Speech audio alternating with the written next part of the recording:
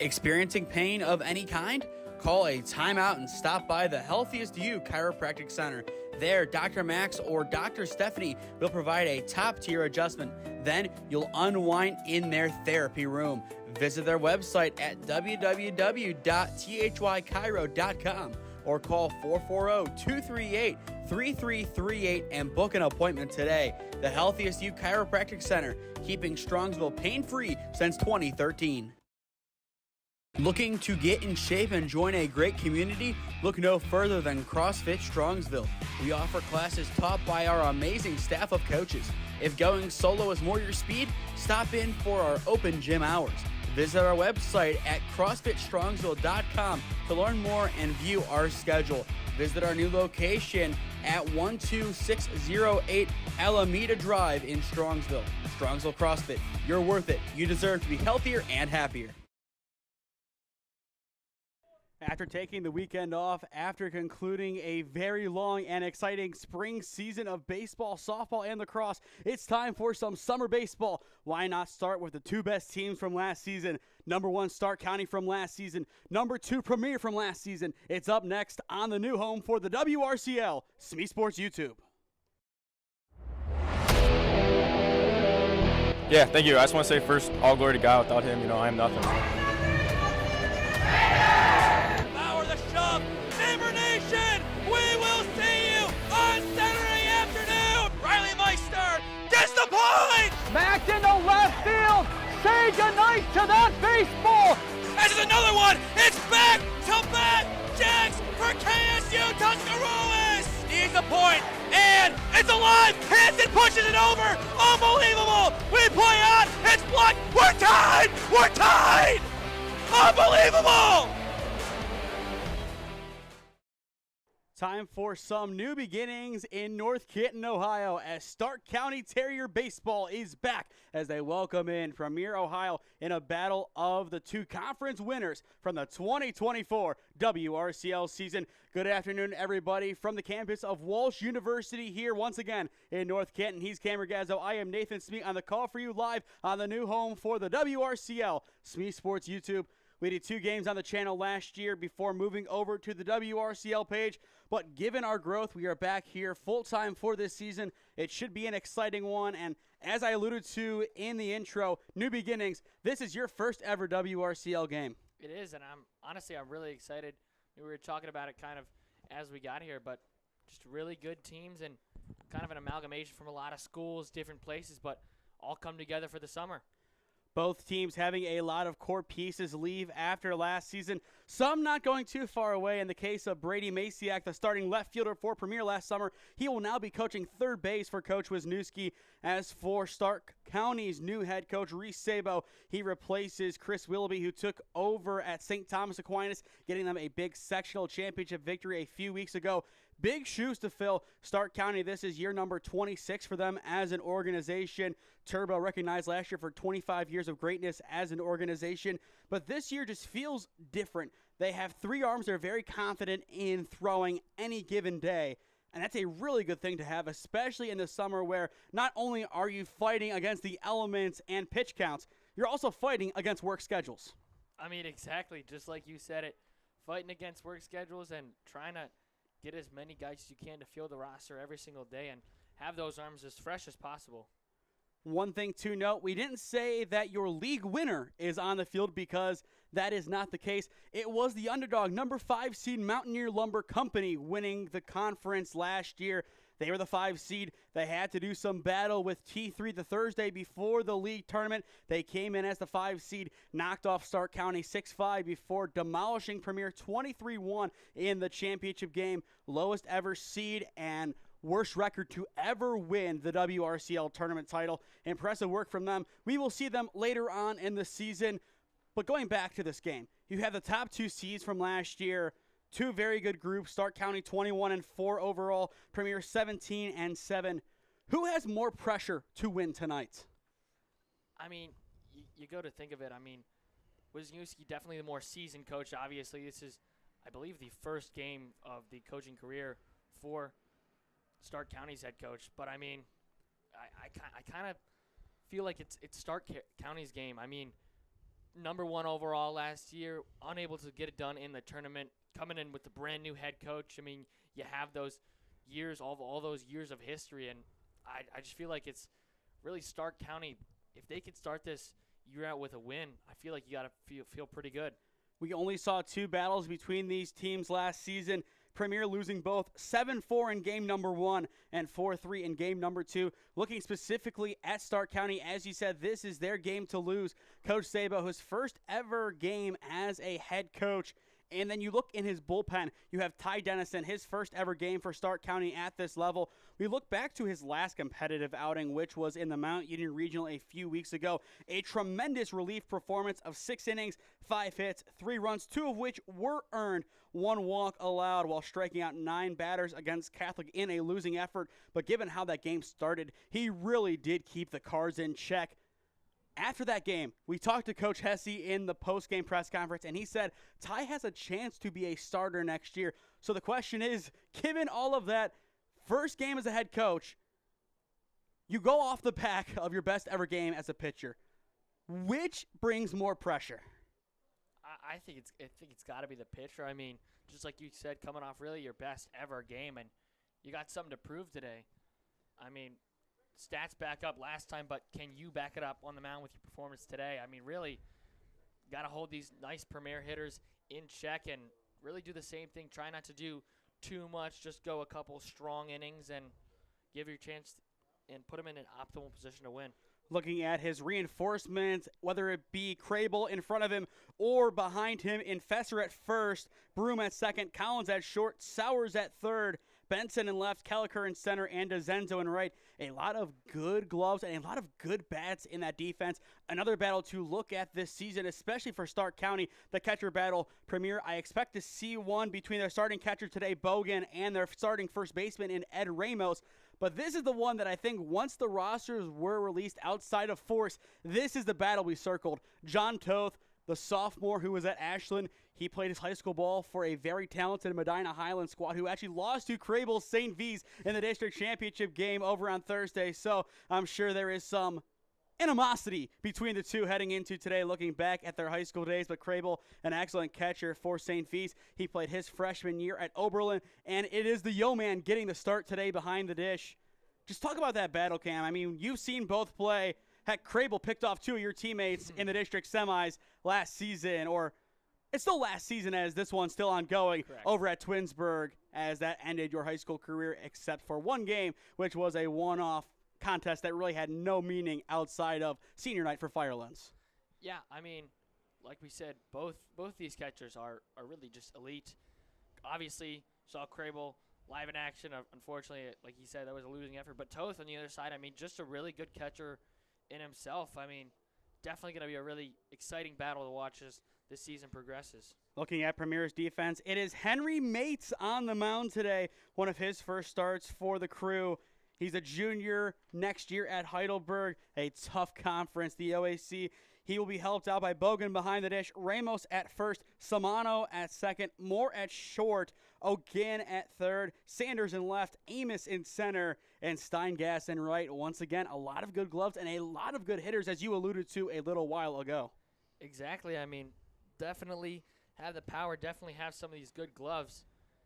I actually know a couple of guys on there. I went to elementary school / middle school with them back at St. Ambrose with Bryce Bogan and Michael Samano. So definitely, obviously have a little bit of personal connection with them. And while one of the two gentlemen I'm about to mention is not here today, I have played baseball with Austin Payne. He is not here. He is going to be a sophomore at Otterbein next year. But one who is here and potentially ready to come in if the opportunity presents itself, Ryan Gordon, a.k.a. Gordo, a junior at BW. Played with him a little bit in fall ball a few years back. You've seen Gordo, a big pinch hit guy for the Yellow Jackets. Yeah, I mean, just like you said, really comes in big moments and can provide when he is called upon, and happened a couple times this year for the Yellow Jackets, and hoping to show a little bit more of that here in the WRCL. And before we get started, as it appears the umpires are about ready for their conference with both head coaches. To get kind of the formalities out of the way here, we will have a 7-inning game, your typical 10-run after 5-run rule that is in effect here. It will be also in effect come playoff time. That's kind of just how this league works. As well, pitching, it's not a rule, more of an unwritten one. Your starter goes 4 innings, and if he goes anything after that, he is definitely on borrowed time. You don't want to throw these guys' arms out. I mean, some of them not pitching all too often in their collegiate season, but at the same time, you don't want a guy pitching 60 innings across maybe 10 starts in summer ball, getting a UCL injury, rotator cuff, Tommy John, any of the above, and then all of a sudden you get an angry message from his collegiate coach. Yeah, I mean, really, this is just for guys to come out here, still stay pretty sharp and show off some of their skills, have a little bit of fun, everything in between. These guys want to have fun, as you said, but they also want to win. That is going to be the key thing to look at today. Which team gets to start 1-0? This has been the SmeeSports pregame show. We will hear a word from our 2 sponsors, then get back to the action in a few moments. Experiencing pain of any kind? Call a timeout and stop by the Healthiest You Chiropractic Center. There, Dr. Max or Dr. Stephanie will provide a top-tier adjustment. Then you'll unwind in their therapy room. Visit their website at www.thychiro.com or call 440-238-3338 and book an appointment today. The Healthiest You Chiropractic Center, keeping Strongsville pain-free since 2013. Looking to get in shape and join a great community? Look no further than CrossFit Strongsville. We offer classes taught by our amazing staff of coaches. If going solo is more your speed, stop in for our open gym hours. Visit our website at CrossFitStrongsville.com to learn more and view our schedule. Visit our new location at 12608 Alameda Drive in Strongsville. Strongsville CrossFit, you're worth it. You deserve to be healthier and happier.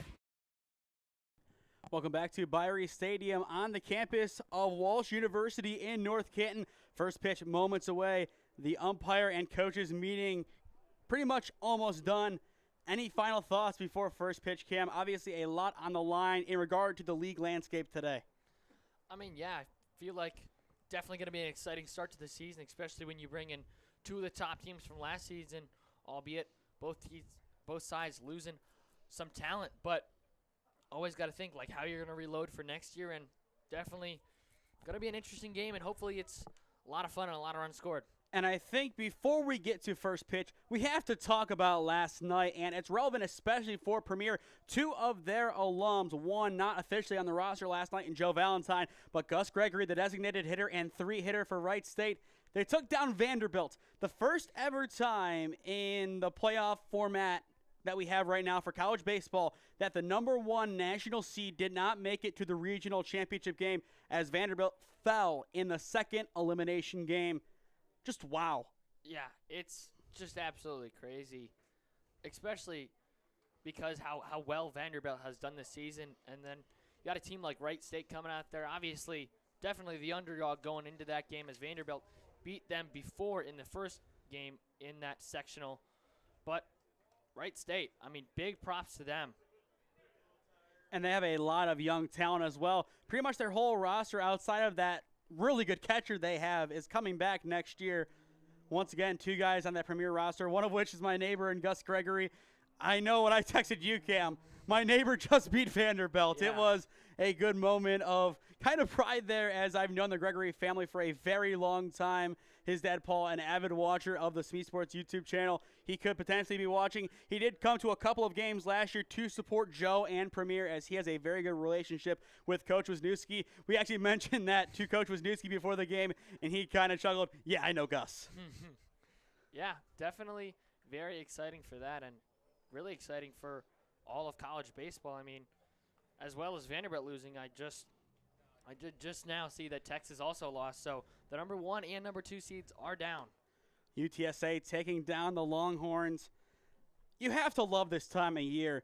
You have college baseball and softball winding down. We will have our national championship bout announced tonight. If Oklahoma is unable to beat Texas Tech twice, it'll be the 12 seed taking on a very, very talented Texas team then in the softball championship, as Tennessee was unable to get the job done today. But as well, speaking of Oklahoma before first pitch, as we are now officially moments away, 4-time defending champions.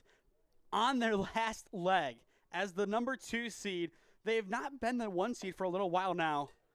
Can they do it twice against Texas Tech tonight? Well, if there's any team that can do it, it is that Oklahoma team. It's going to be really interesting to see.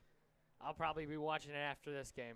And we will have some updates from that contest as it should start in around an hour from now. The time locally is 6:03 on the mound for Stark County. Denison ready to go. And the 2025 WRCL season is underway with a first pitch strike. That's how you want to start the campaign, off on the right foot. Yeah, absolutely. So now 0-1 the count on Brett Moore, the starting shortstop for Premier. And that'll be ball 1, blocked nicely by Crable behind the dish. We talked about it a lot in pregame. This is going to be a battery to Walsh, not only for the first couple of innings, but to see who their replacements are if the whole battery is replaced at some point. Swing and a miss, now 1-2. Brett Moore, wearing number 9 for Premier, comes to the team by way of Salem College, and going back to his high school days, was a member of the Shaker Heights baseball team. The 1-2. Denison unable to hit the corner. A very close call, but ball 2 taken in the end. Yeah, I think it just missed just a bit off the plate. Ty Denison looking to pick up where he left off in the game against Catholic 2 weeks ago. Can't find it there as we are now full. A good first at-bat of the WRCL season as it will go full. That's what you want to see, a good battle on both ends.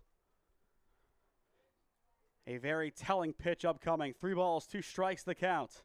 Denison sets, fires in the payoff pitch. Ground ball over towards second base. That is Broom. He has it over to Fesser in time at 1. 1 up, 1 down. Yeah, just a nice, simple, routine play there, but I mean, exactly what you want to see. First at-bat goes full, good battle by both sides, and then it just ends with a simple ground out. And outside of the 9 strikeout performance against Catholic, Ty Denison known more as a contact pitcher, so he is going back to his roots, so to speak, with that first at-bat. Swing and a miss, 0-1 the count on Michael Steingast, the number 2 hitter for Premier.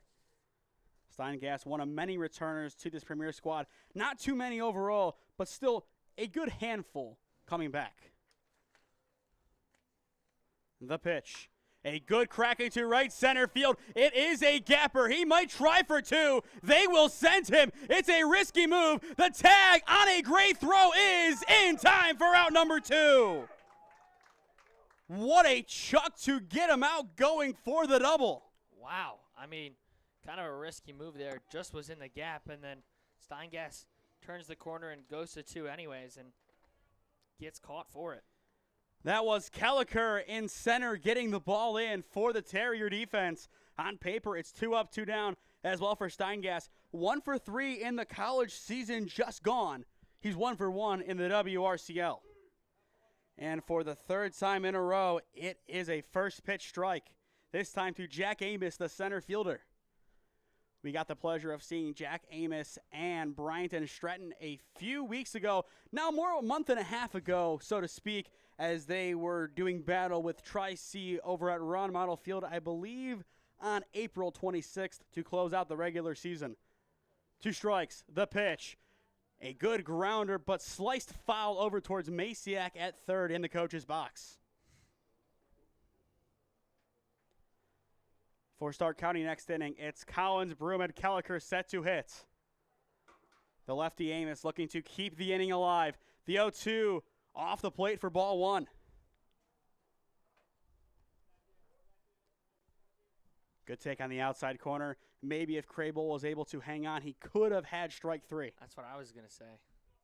Either way, Denison looking to lock it down here with a 1-2 count on hand. That time it's strike 3 down low, and the side is retired. Ty Denison gets Premier in order with a little bit of help from Kelliker out in center.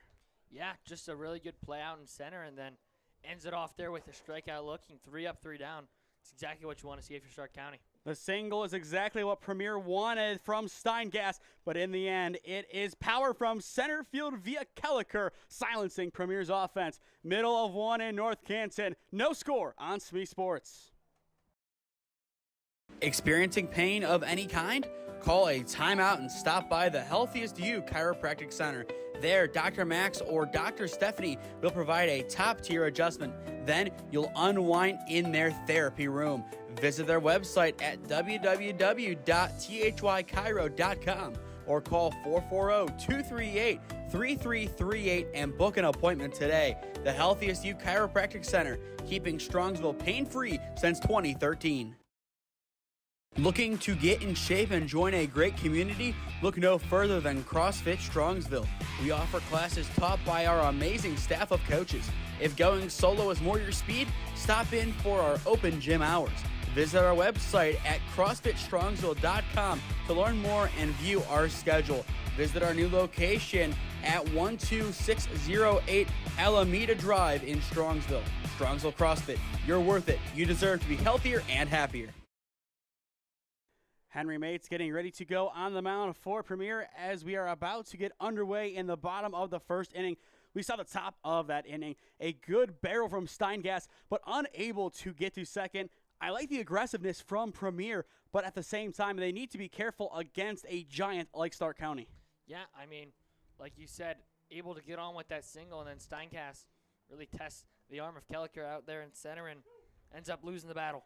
You see him give the thumbs up to Bogan behind the dish. We have a lot to talk about with him as he could be the future behind the dish for Marietta as soon as next season. Yeah, absolutely. I mean, new Bryce growing up and definitely been a big guy and got a little bigger, and definitely baseball has always been there for him.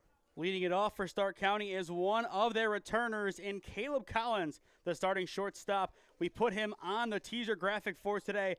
He was a big impact player, and actually he played his high school ball not too far away from here, over in Hartville for Uniontown Lake.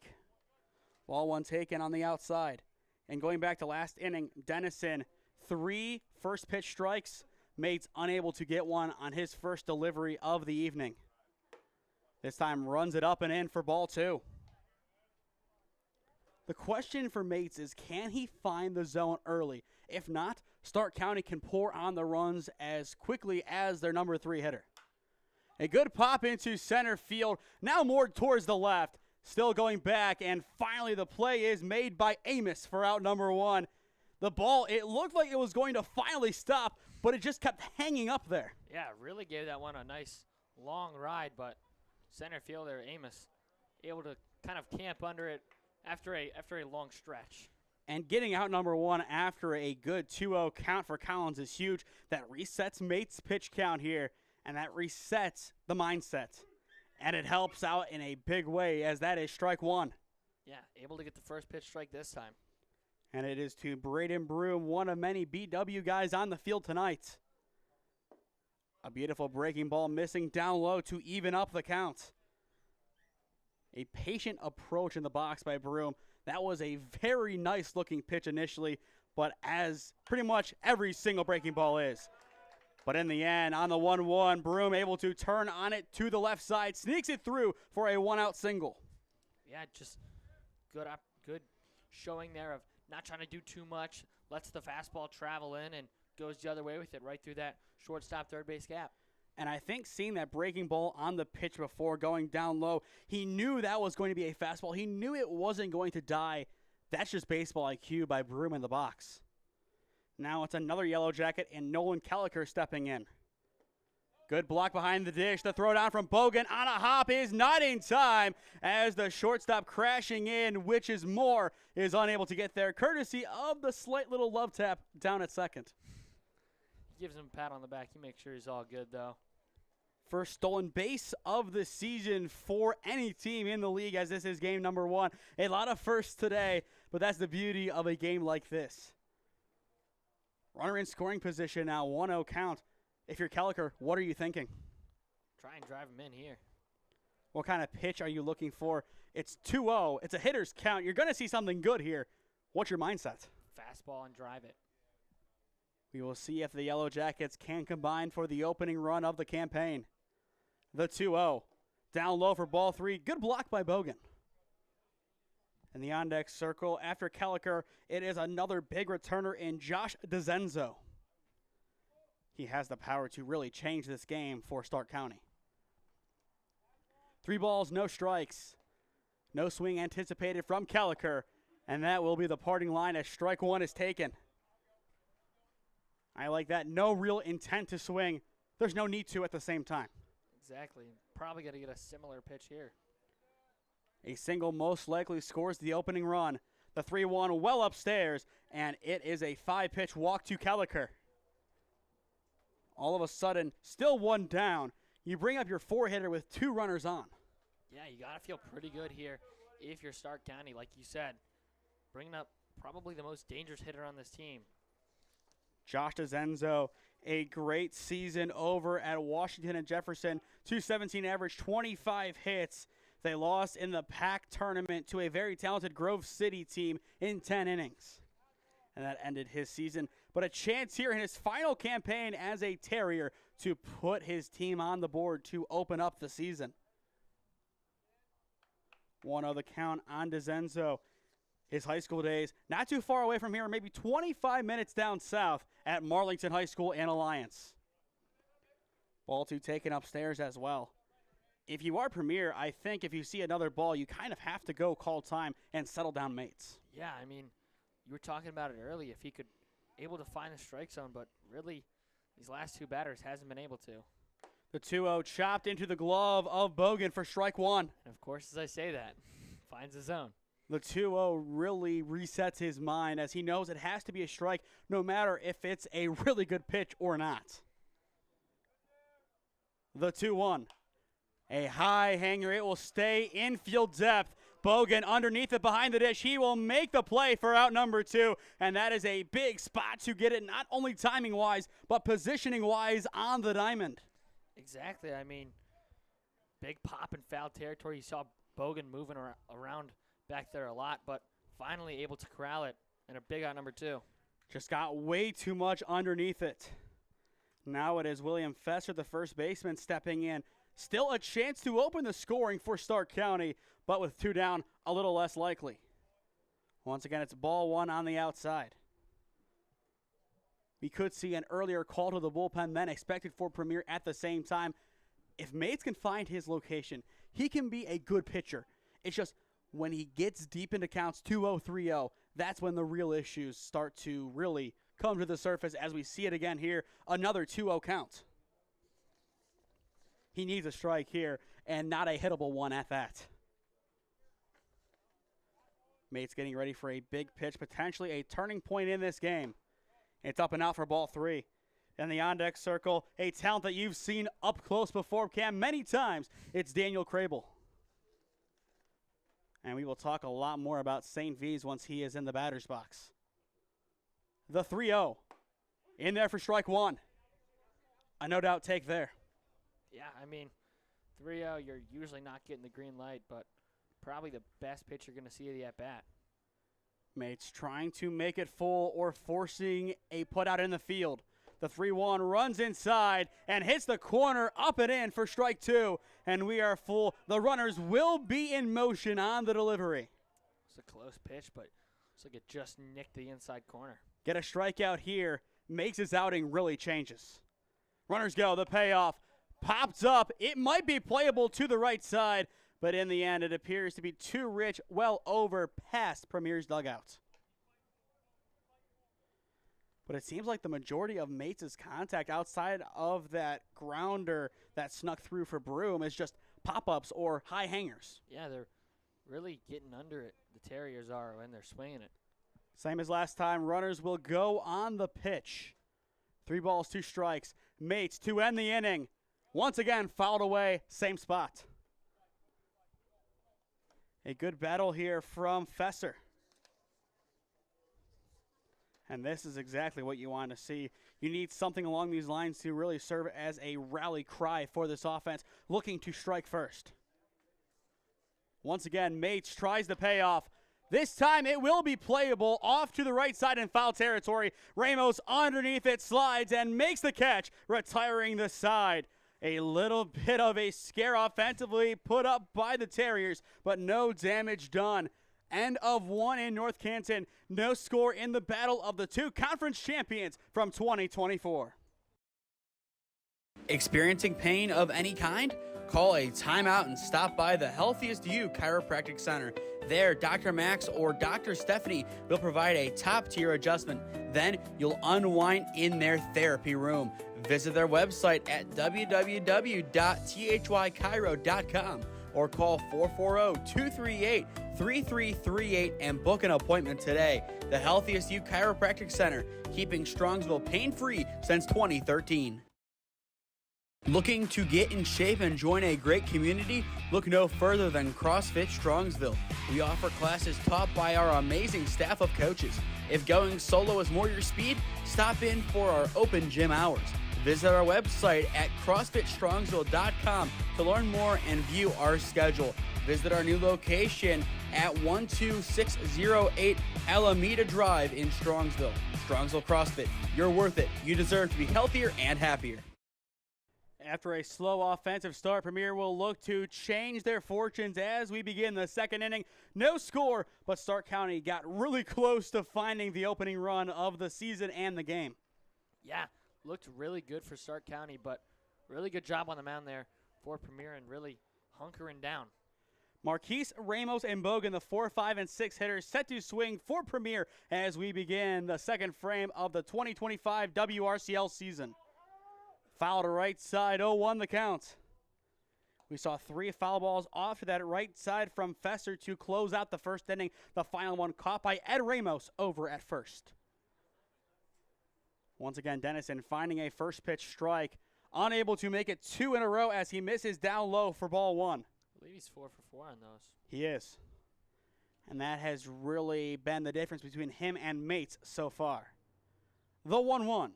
Ground ball left-sided, has a chance to sneak through. It's over at short. The throw airmailed, not in time. A good stretching effort by Fesser at first. Not enough on the chuck from Collins. Yeah, good effort there. Over at short, just like you said, just not enough on it.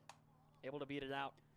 Marquise able to get on to begin the second inning. That is big for Premier's offense. Marquise, a rising junior at Westminster, played his high school ball at Medina Highland. So he is very familiar with John Toth, who we will most likely see later in this game behind the dish for Stark County. I think you agree that we expect to see him trade off. I would agree. Probably halfway through the game. Now Ed Ramos steps in. Not too many opportunities at the collegiate level this season, but once he is in the WRCL, man, he could be your Silver Slugger of the year. He has that kind of power, a lot of big home runs last year. He's one heck of a player, and I am sure by the end of this season, he will have a good chance to be top 5 in the home run leaderboard. But once again, Dennison able to find a first pitch strike. Throw back to 1, not in time. I like that he's working over towards first. In that game against Catholic, we really didn't see that too much as the focus was at the plate. I like seeing this aspect of the now juniors game. Yeah, you got to always keep the runners honest and hopes to help out your catcher. The 0-1 runs inside for ball 1. Ramos, a good take. Looking at his sophomore season at Siena Heights, a .091 average, 1 hit, 1 RBI, and that was his first career collegiate hit. Dennison sets the 1-1. A good crank deep to left center field. It is a gapper for Ed Ramos. As we said, he could be a top Silver Slugger for the league, and that will score the opening run of the season. Premier strikes first, courtesy of Ed Ramos. Wow, I mean, that one went a long way. All the way to the wall, and just a big hit there by Ramos. Like we said, he could be a Silver Slugger in this league, and he is showing why. It's an RBI double, and it is the runner-ups of not only the regular season, but of last season's tournament, who strike first in 2025, and that really does change this game, as it looked like Stark County was going to score first. Still nobody out in this inning. Dennison once again able to find a first pitch strike. 6th time he's done that today, this time on Bryce Bogan, the catcher for Premier, and also the Pios of Marietta. The 0-1 upstairs for ball 1. But looking at Bogan in the season just gone by in the OAC, 148 average, 13 hits, 28 games played, 25 of which were starts. Looking at the Premier connection, I am sure he caught a lot for Premier alum now, Jacob Rocky. 1-2 the count on the catcher. In the on-deck circle, it is Tegan O'Ginn, the third baseman for Premier. 1 ball, 2 strikes. Stark County looking for out number 1 of the second inning. The pitch from Dennison, fouled off of the high backstop. One of the many poles. And you take a look at this backstop, Cam. Is this the tallest one you've ever seen? I think so. And you kind of see it when we go to the overhead of just how tall it truly is. And maybe we are 3 or 4 layers up as it is. The 1-2 again, down low, skipping left of Crable. He is able to get there before any movement from Ramos on the base path. Good hustle off to his side, but not too much. He sees Ramos staying put. He saves his energy. A true high IQ decision by Crable behind the dish. Even count on Bogan. Premier looking to double their lead. Ground ball hit on a one-hopper towards second. The throw high but in time for out number 1, but that will advance Ramos to third. Yeah, and just like you said, that's only out number 1. I mean, still a really good opportunity here for Premier to try and double their lead. Broom so far today, a base hit, a stolen bag, and now a league high of 2 putouts. So a very good WRCL opener for the Yellow Jackets. Now it goes to O'Ginn, the third baseman.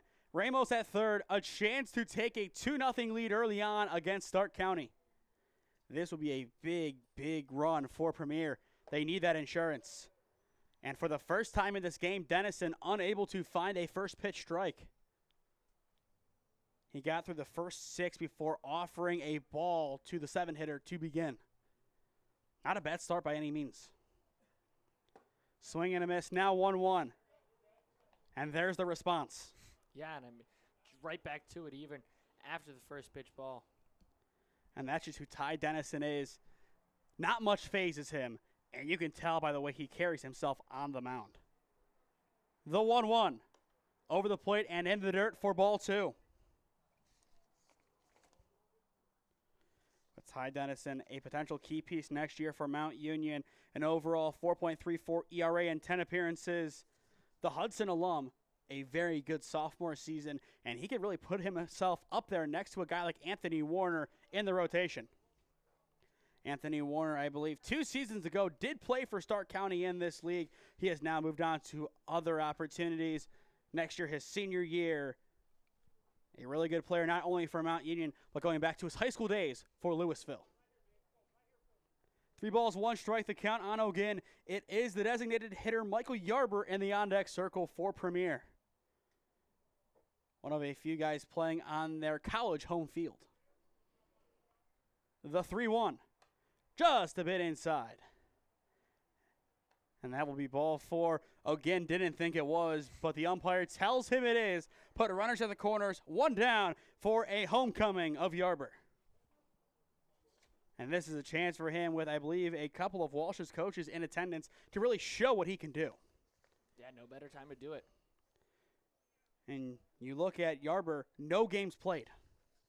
This is a chance to really show the coaching staff of Walsh what he can do. First pitch in the dirt for ball 1. After a streak of 6 consecutive first pitch strikes, it's 2 balls now in a row. We will see if he is able to change it up on the next at-bat that he has. But right now, all the focus is on Yarber. Another good response. 1-1 the count. Yeah, both times that we saw the first pitch balls immediately after second pitch strikes. Ty Dennison, one of the best in that regard. He likes that 1-1 count. It's a limbo position that he can really work well out of. The 1-1 swing and a miss, now 1-2. And just like that, it's a pitcher's count. It is Jalen Sanders, the left fielder, in the on-deck circle for Premier. Potentially the bases could be loaded, or he could step up in the third if a double play happens in the diamond. Runner goes. It's strike 3 for the double play, not in time, and that will score Ramos. Premier doubles their lead courtesy of some savvy base running. Yeah, and that's exactly what's going to happen if you're going to try and throw down and get that out there at second base. The runner is easily Gonna cruise home. Strikeout number 2 on the day from Dennison. Runner at second, 2 down, but Premier, more importantly, has that insurance run. Exactly, and still an opportunity for even more. It is Sanders stepping in, the lefty looking to do some damage. Ball 1 taken down low. Third time in a row that we've seen a first pitch ball from Dennison. For Stark County in the bottom of the inning, it is Crable, Sowers, and Varney set to swing. The 1-0. Ground ball chopped right side. Nobody covering at first. It's a foot race, and Sanders will win it. That's why you hustle down the line. Exactly, and I mean, just a kind of a mental lapse there. I mean, no one over there to cover at first base. It'll go down as an infield single. Put runners at the corners for the number 10 hitter, Michael Samano. Samano, a newcomer to this Premier team. He is a sophomore at Mount St. Joseph, a Brunswick High School alum. Brunswick, the home field of this Premier squad. A chance for more damage. And there is strike 1 on the corner. Dennison and the Terriers need to get out of this inning here. 3 runs. That is going to be a tough comeback to make against a very good defensive squad of Premier. But at the same time, if they can break down Mate on the opposite end, they have a chance. Go to the count on Samano as he cranks it foul down the right field line. If Michael gets on, we go back to the top of the order with Brett Moore. Dennison looking for his 3rd strikeout of the afternoon. And he will get it. Drop third won't matter. First base is occupied. And the top of the 2nd is over. A good response by Dennison. A good amount of adversity in the frame. But in the end, he is able to find his 3rd punch out. Not a bad outing for Ty Dennison, but it is a great one for Premier's offense. 2-run score in the top of the 2nd inning. It is Ed Ramos, a Silver Slugger candidate, scoring the opening run. And then he himself is run number 2 as he steals home on the attempted throwdown to 2nd. Middle of 2 in North Canton. Stark County playing catch-up when we return. Experiencing pain of any kind? Call a timeout and stop by the Healthiest You Chiropractic Center. There, Dr. Max or Dr. Stephanie will provide a top-tier adjustment. Then you'll unwind in their therapy room. Visit their website at www.thychiro.com or call 440-238-3338 and book an appointment today. The Healthiest You Chiropractic Center, keeping Strongsville pain-free since 2013. Looking to get in shape and join a great community? Look no further than CrossFit Strongsville. We offer classes taught by our amazing staff of coaches. If going solo is more your speed, stop in for our open gym hours. Visit our website at CrossFitStrongsville.com to learn more and view our schedule. Visit our new location at 12608 Alameda Drive in Strongsville. Strongsville CrossFit, you're worth it. You deserve to be healthier and happier.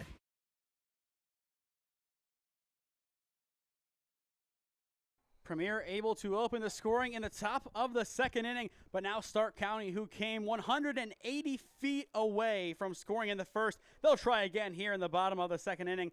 Cam, what needs to change based on that 1st inning for Stark County to at least get 1 run on the board, if not tie it here? Well, they just need to get runners on it in scoring position again, like you said, 180 feet, but unable to get him home.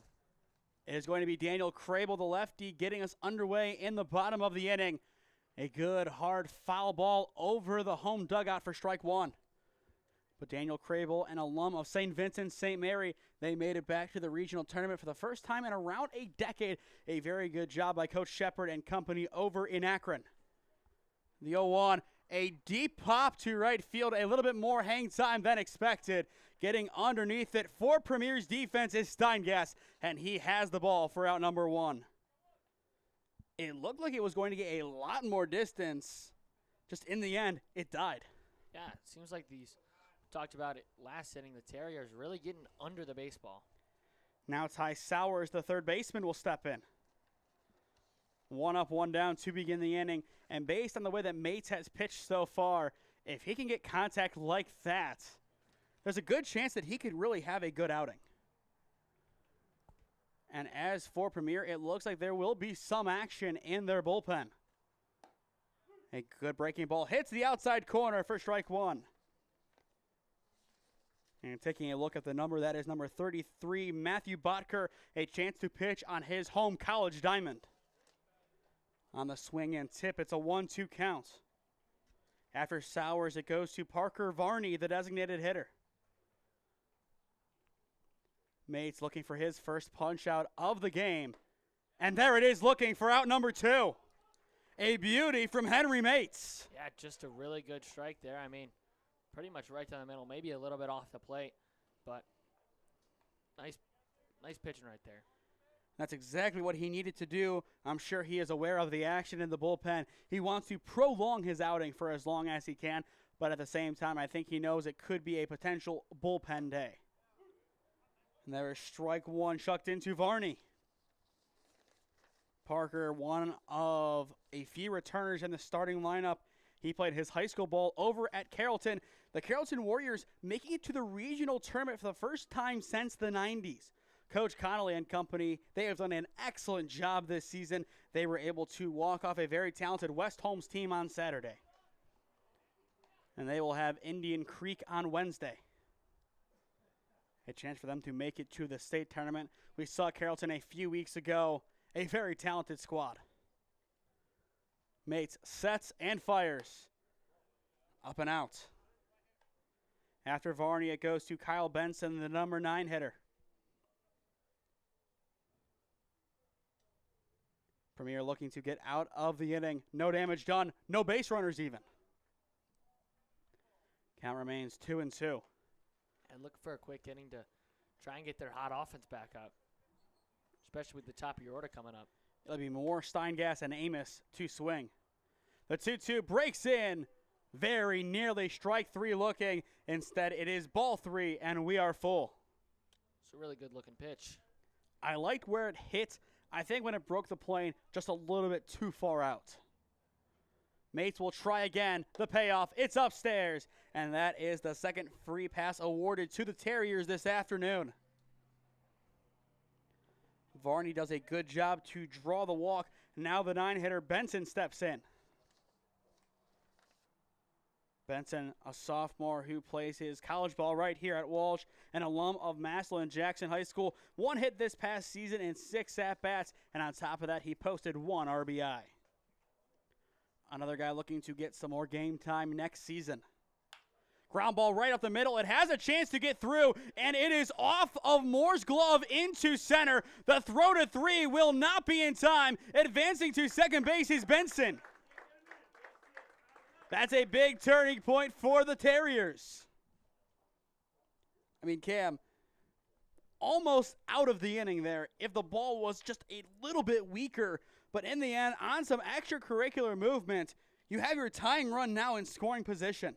Yeah, it's exactly what you want to see if you're Stark County. After this inning didn't really look as promising as the one before. Looks even better now. And now it is Caleb Collins, the number 1 hitter, set to swing. Hit into the backstop for strike 1. You figure if he is able to single to potentially left center, we're tied at 2. A good chance for Stark County to once again change the dynamic of the game. Good block behind the dish by Bogan. Keeps everybody honest. 1-1. The first dynamic change, obviously, Premier scoring their runs. The second one, moments ago, putting 2 runners in scoring position. A third, as we said, ties it up. The 1-1. Runs inside for ball 2. Good take by Collins, just a little bit too far in on the hands. After Collins, it goes to Braden Broom, who singled back in the first. The 2-1 just finds the corner for strike 2. Based on that movement inside, I'm surprised to see that called a strike. Yeah, pretty similar to last pitch. They were called the other way. Mace does a beautiful job painting that inside corner. The 2-2 pops up. It has a chance to be playable on the right side. Ramos will see it hit off of a mini tent just past Premier's dugouts. Is tent the right word for that, Cam? I think it's a chair with a covering over it. A canopy, a chair canopy. Something along those lines. Obviously, the sun is out, as you can see on your screen, but otherwise, a beautiful day for baseball here in North Canton. 2 balls, 2 strikes, the count on Collins. The pitch off the plate for ball 3, and we are full.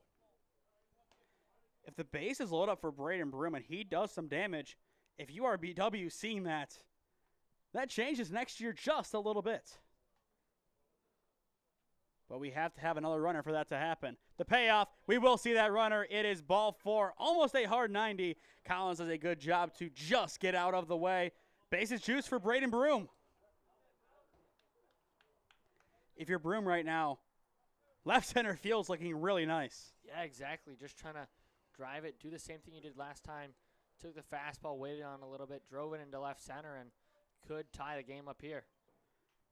Bases loaded, 2 down. And ball 1 is taken upstairs. If you are Premier, this is a good test early on in your season to see how compatible you are as a group. You saw the miscue up the middle. If you can make amends for it now, that is big as you are trying to establish chemistry.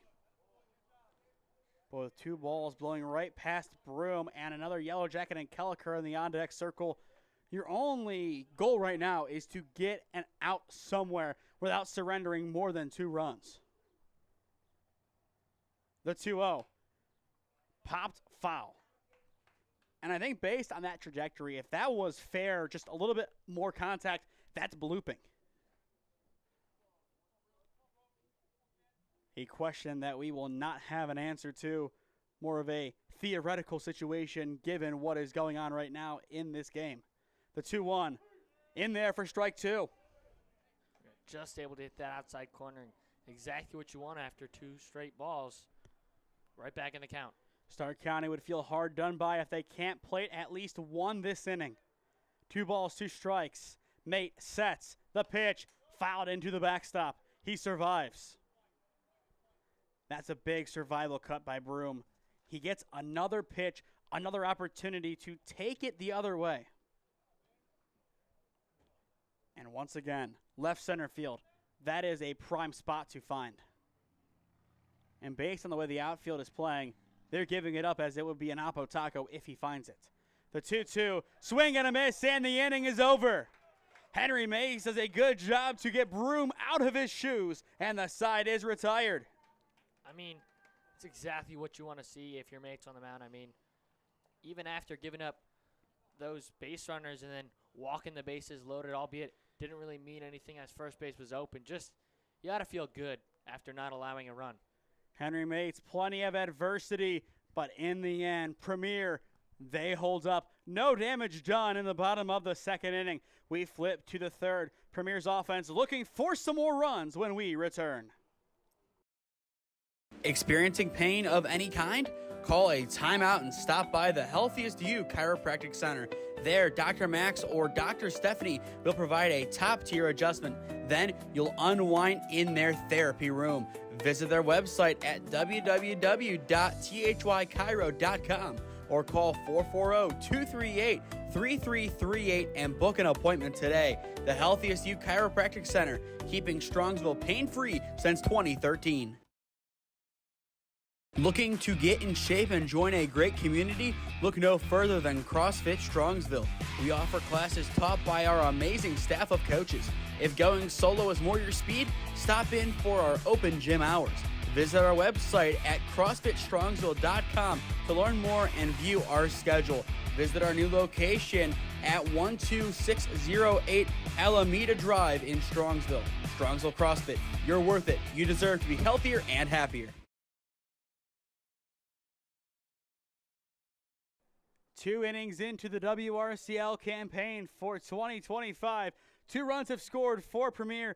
Cam, your thoughts on the game so far? Stark County very close to tying this game up as they stranded the bases loaded to end the 2nd. Yeah, it's been a really competitive game so far, and just like you said, a lot of offense. And there is some more. It is a bloop single down the right field line for the leadoff hitter, Brett Moore.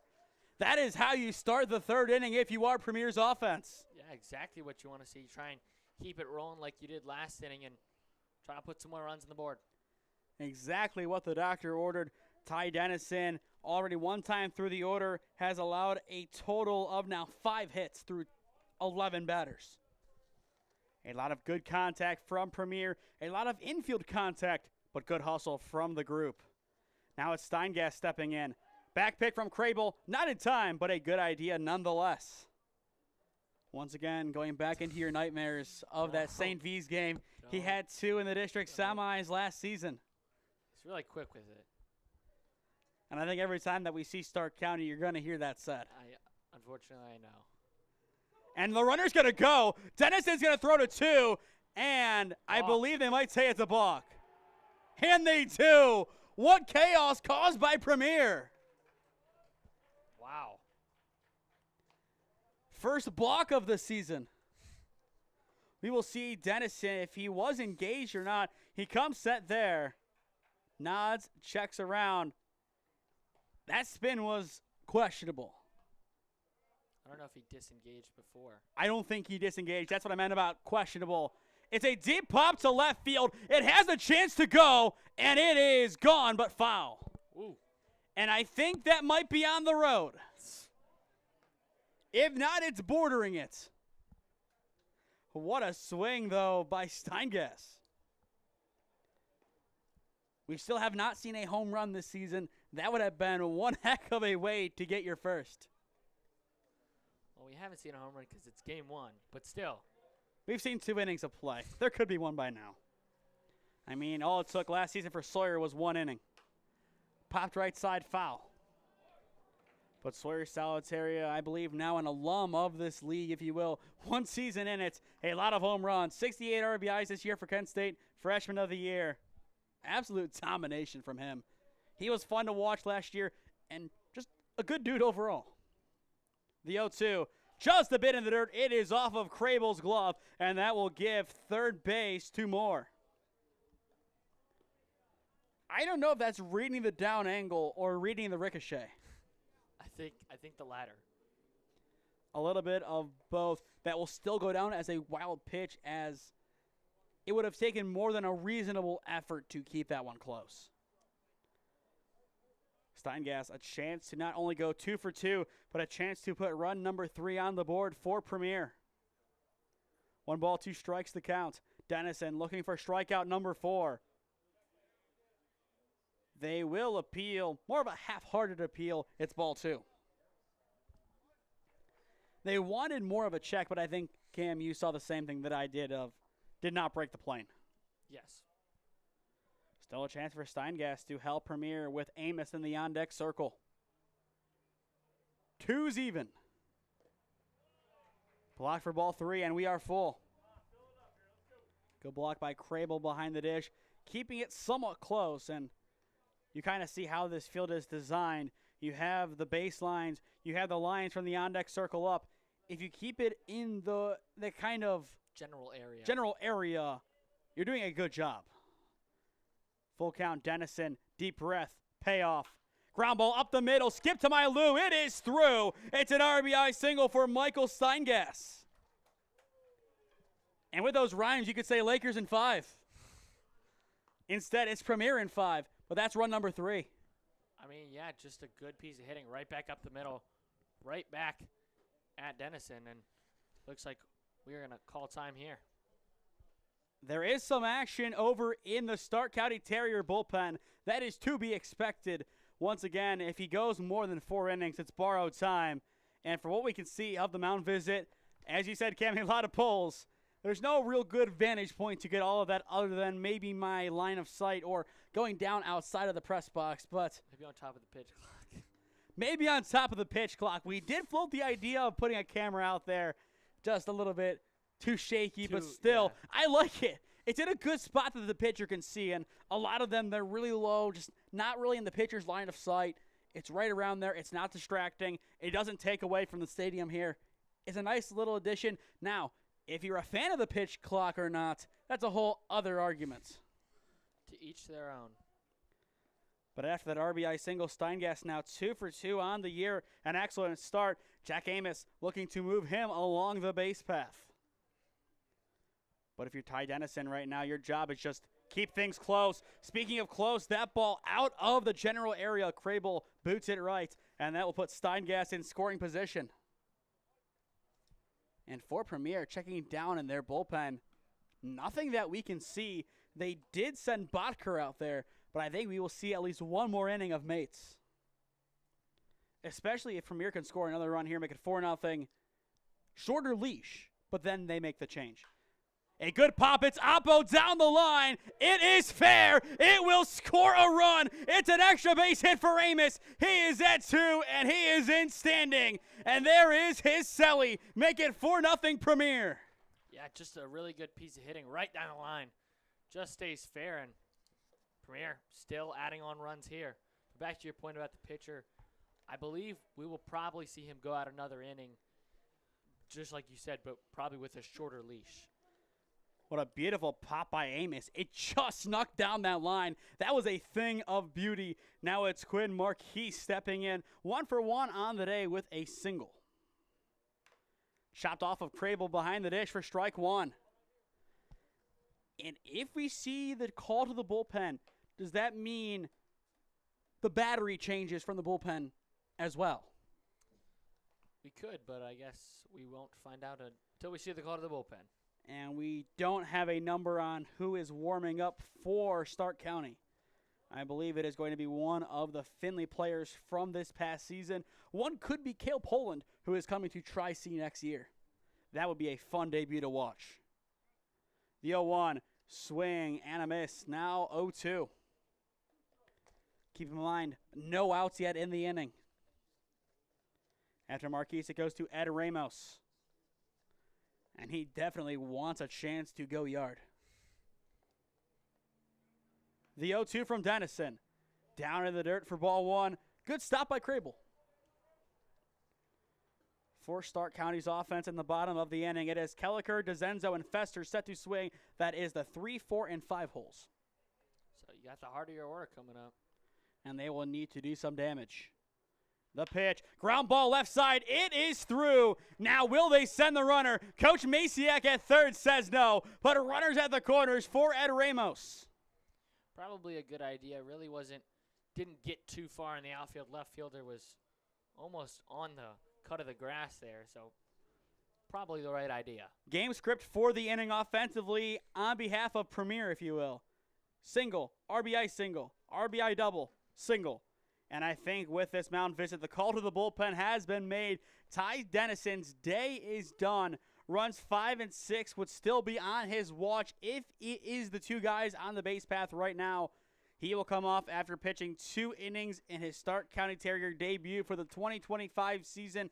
As for his replacement, wearing number 11, it is Garrett Odie, the junior from Earlham. Another Marlington alum. He, along with DeZenzo, played for the Dukes. He had a 4.32 ERA this past season for Earlham. 3-4 record, 19 appearances. 3 of those were starts. 50 total innings, 64 hits, 35 runs, 24 of which were earned, 18 walks, and 38 punch-outs. His opponents had an average of 299, and overall, Earlham had a 17-21 season. First call to the bullpen of the 2025 WRCL season. Ed Ramos awaits in the batter's box when we return. This is WRCL Baseball on its new home, the SmeeSports YouTube channel. Experiencing pain of any kind? Call a timeout and stop by the Healthiest You Chiropractic Center. There, Dr. Max or Dr. Stephanie will provide a top-tier adjustment. Then you'll unwind in their therapy room. Visit their website at www.thychiro.com or call 440-238-3338 and book an appointment today. The Healthiest You Chiropractic Center, keeping Strongsville pain-free since 2013. Looking to get in shape and join a great community? Look no further than CrossFit Strongsville. We offer classes taught by our amazing staff of coaches. If going solo is more your speed, stop in for our open gym hours.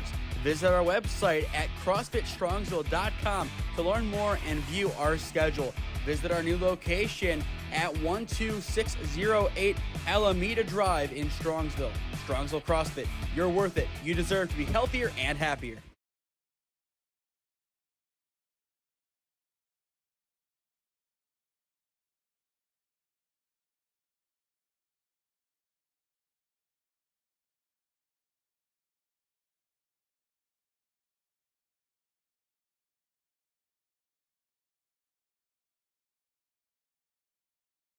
As Garrett Odie gets warmed up, if you or someone you know is a business owner looking to sponsor broadcasts in the Cleveland or Stark County area, especially this being our summer season, we cover the WRCL, Diamond League, OPL, 965 Midwest Tournament Challenge tournaments, including the Kent State Invite and the NABF World Series. Contact us at one of those avenues on your screen, and I would love to work out a deal with you to promote the best of your business and your brand.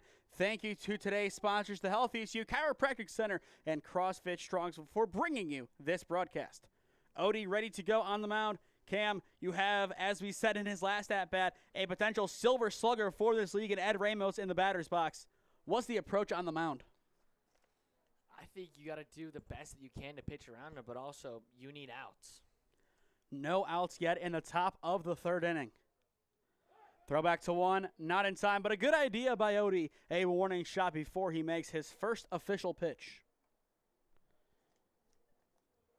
It is Ed Ramos in the box right now for Premier, followed by Bogan and O'Ginn.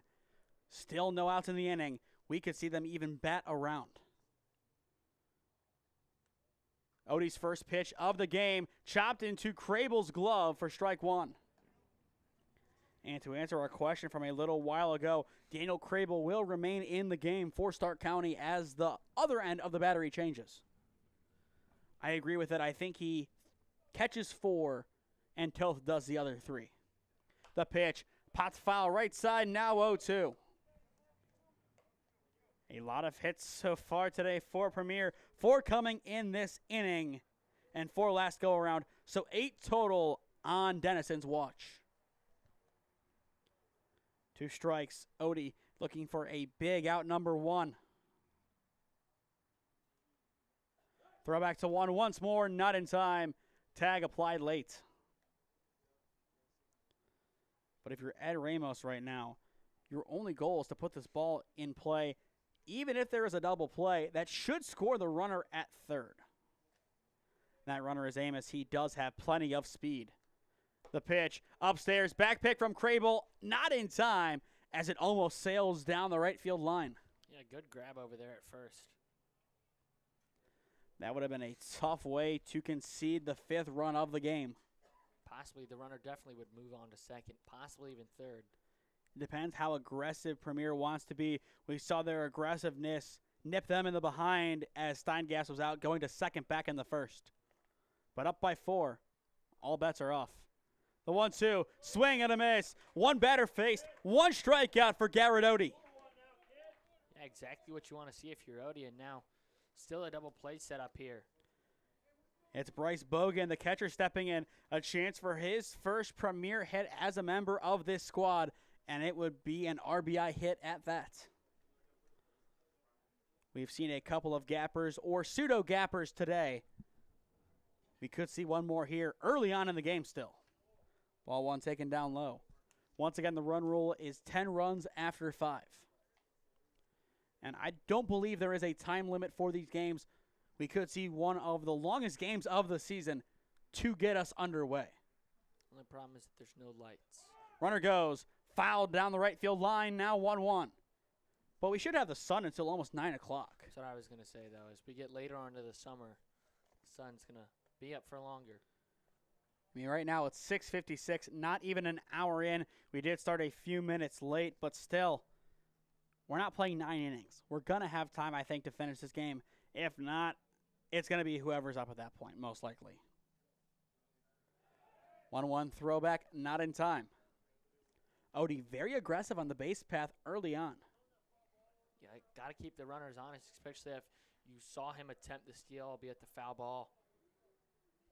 And going back to Mates for Premier, with this much of a period in between the last time he pitched and the next time he would in the bottom of the inning, that might end his day really without his input. Ground ball right side, almost through, scooped up at second. Throw is wide, not in time, but they say they get him at 1. Now, Cam, we will watch that one back. It's 5-0, but I think his momentum took him off of the bag before establishing. It'll be close to see as we watch it back here. Good piece of hitting by Bogan. Goes the other way. Stays out of the double play. I don't think there was enough there when he had the ball. Either way, it's 2 outs. It's an RBI sacrifice for Bogan. Second time he grounded out to Broom at seconds. Now as Ogin steps in, time called. Crable will go and talk to Odie. That run, along with the runner at second base, would still be credited to Dennison if they score. But 5-0. I think we expected a lot closer of a game, but still at the end of the inning, the box score could really reveal a different story. Nothing says that Stark County can't plate 5 of their own in this coming inning, as they've been close. Yeah, we've seen it multiple times. They've, like you said, they've been really close, but haven't been able to get any runs yet. Again, 0 for 0 on the year and the game. He walked his first time up. Premier up big, 5-0 in the top of the third inning. A chance to expand their lead here. And they might have. It's a good crack to center field. It will fall. Coach Masiak holds the runner at third. Now he goes on the hesitation in the outfield. It's an RBI single for Ogin. Make it 6-0 Premier. Trying to see what happened in the outfield there. It looked like initially Masiak held him up. I believe he bobbled it. And you see that double take. An excellent job to read that and score for Premier. Up 6-0, 4 runs away from putting the run rule in effect in a few innings' time. Now Michael Yarber steps in, 0 for 1 on the game with a strikeout. The pitch off the plate for ball 1. But a very long game so far. We will not probably be done with 2.5 innings an hour in. But I assume this game will speed up as it goes along. Runner goes, the 1-0, now 1-1, swing and a miss outside to end the inning, not in time. It's an excellent hop slide into second base by Ogin. I like that aggressiveness from Premier. Just keep putting runners in scoring position, keep scoring. If you give Stark County an in back into the contest, they are going to take it. Absolutely, I mean, especially with how close they've been today. Premier does play again tomorrow against Force, 5 p.m. at John Carroll. The 1-1 chopped into the glove, foul, now 1-2. Our next broadcast as of right now is Saturday, as we will be Worcester, as Wayne Baseball Club plays their first ever home game as a WRCL squad as they welcome in Force, Ohio for a doubleheader. If that game does get canceled, we will then flip most likely to some Diamond League pool play. The 1-2 off the plate, evening up the counts. And then on Sunday, we will be at Kent State for all 5 games pretty much of the tournament to decide the winner of the first Kent State invite of the year in partnership with the 965 Midwest Challenge. First game starts at 8:30. Championship game starts at 5:30 p.m. A very long day at the office. No doubt. 2-2 chopped foul. Count remains the same. After Yarber, it goes to Jalen Sanders in the 9-hole, then Michael Samano in the 10. Something to note about this league, you obviously have your 9. You can have a DH for your pitcher as well. You can have an extra hitter. Stark County opted to not. Premier opted to have theirs. And I kind of like both approaches. If you're Premier, you're still trying to figure out who your hitters are. If you're Stark County, you're just trying to put your best guys out there, see what they can do, and then you make the changes. It gives you more room, and there's not as much, I don't know the right word, straggling behind at the end of the order, which isn't the right word to say, as that implies a weak link, which all these kids are playing at the collegiate level. There's lots of talent there. The 2-2, up and out, and we are full. Once again for Stark County in the bottom of the inning, it is Kelliker, DeZenzo, and Fesser set to swing. And the big question will be, who is on the mound for Premier? The payoff pitch, down low for ball 4. That is the first free pass of the inning. And that will bring up the 9th hitter of the frame in Jalen Sanders. Stark County, no action in their bullpen as of right now. But the lefty Sanders looking to extend Premier's lead even more. The question is, if you're Stark County, What response can you have in the bottom of this inning? First pitch off the plate for ball one. And will we see some substitutions made by Premier? I assume we will. Experiencing pain of any kind? Call a timeout and stop by the Healthiest You Chiropractic Center. There, Dr. Max or Dr. Stephanie will provide a top-tier adjustment. Then you'll unwind in their therapy room. Visit their website at www.thychiro.com or call 440-238-3338 and book an appointment today. The Healthiest You Chiropractic Center, keeping Strongsville pain-free since 2013. Looking to get in shape and join a great community? Look no further than CrossFit Strongsville. We offer classes taught by our amazing staff of coaches. If going solo is more your speed, stop in for our open gym hours. Visit our website at CrossFitStrongsville.com to learn more and view our schedule. Visit our new location at 12608 Alameda Drive in Strongsville. Strongsville CrossFit, you're worth it. You deserve to be healthier and happier.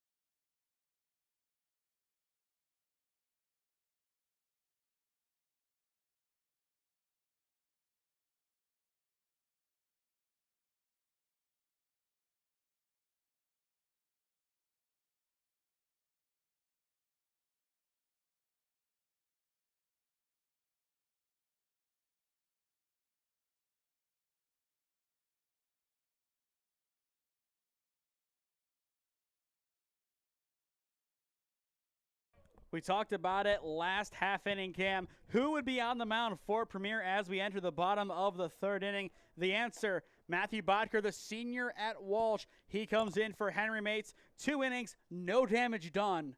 A successful outing for the Heidelberg man. Yeah, exactly what you want to see if you're Heidelberg and if you're Premier. Really just a good job today, and probably, especially after sitting for that long of a time, smart to make the change.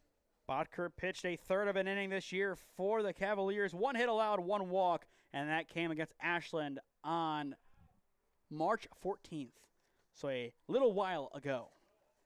First pitch of his outing is a ball to Nolan Kelliker. It's Kelliker, DeZenzo, and Fesser set to swing this inning for the Terriers, down by 6. And this is where they can start to bring back their offense. And right now, it might just be a simple case of patience. Couple of walks force the hand of Coach Wisniewski to go to his bullpen.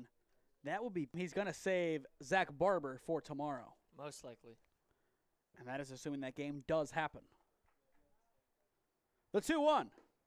Same spot for strike 2. After a tough start, Bodker does a good job to bring himself back in.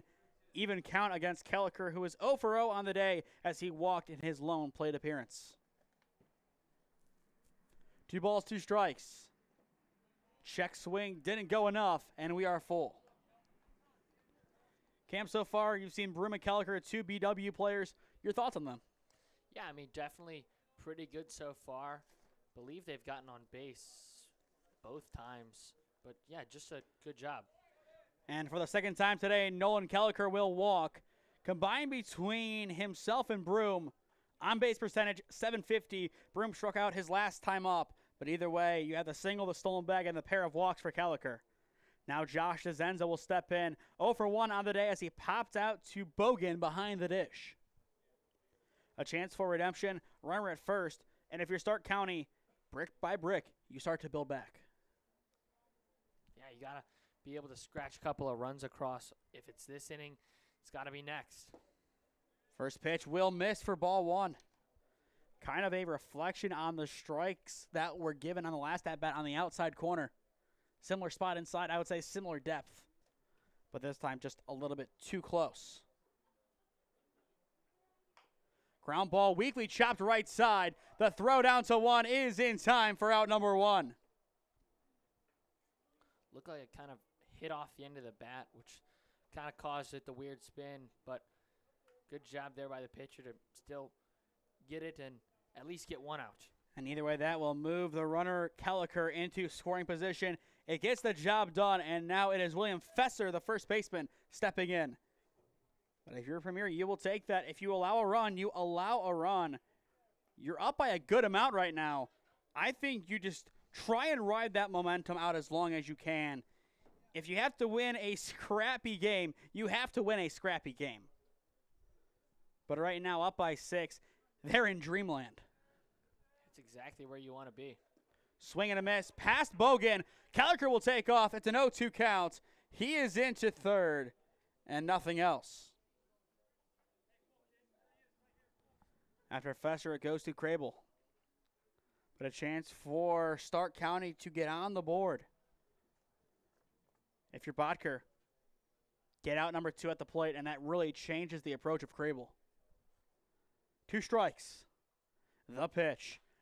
High pop, weakly into right center field. I don't know if you tag. They will send Kelliker. It fell. And it did drop, you're right.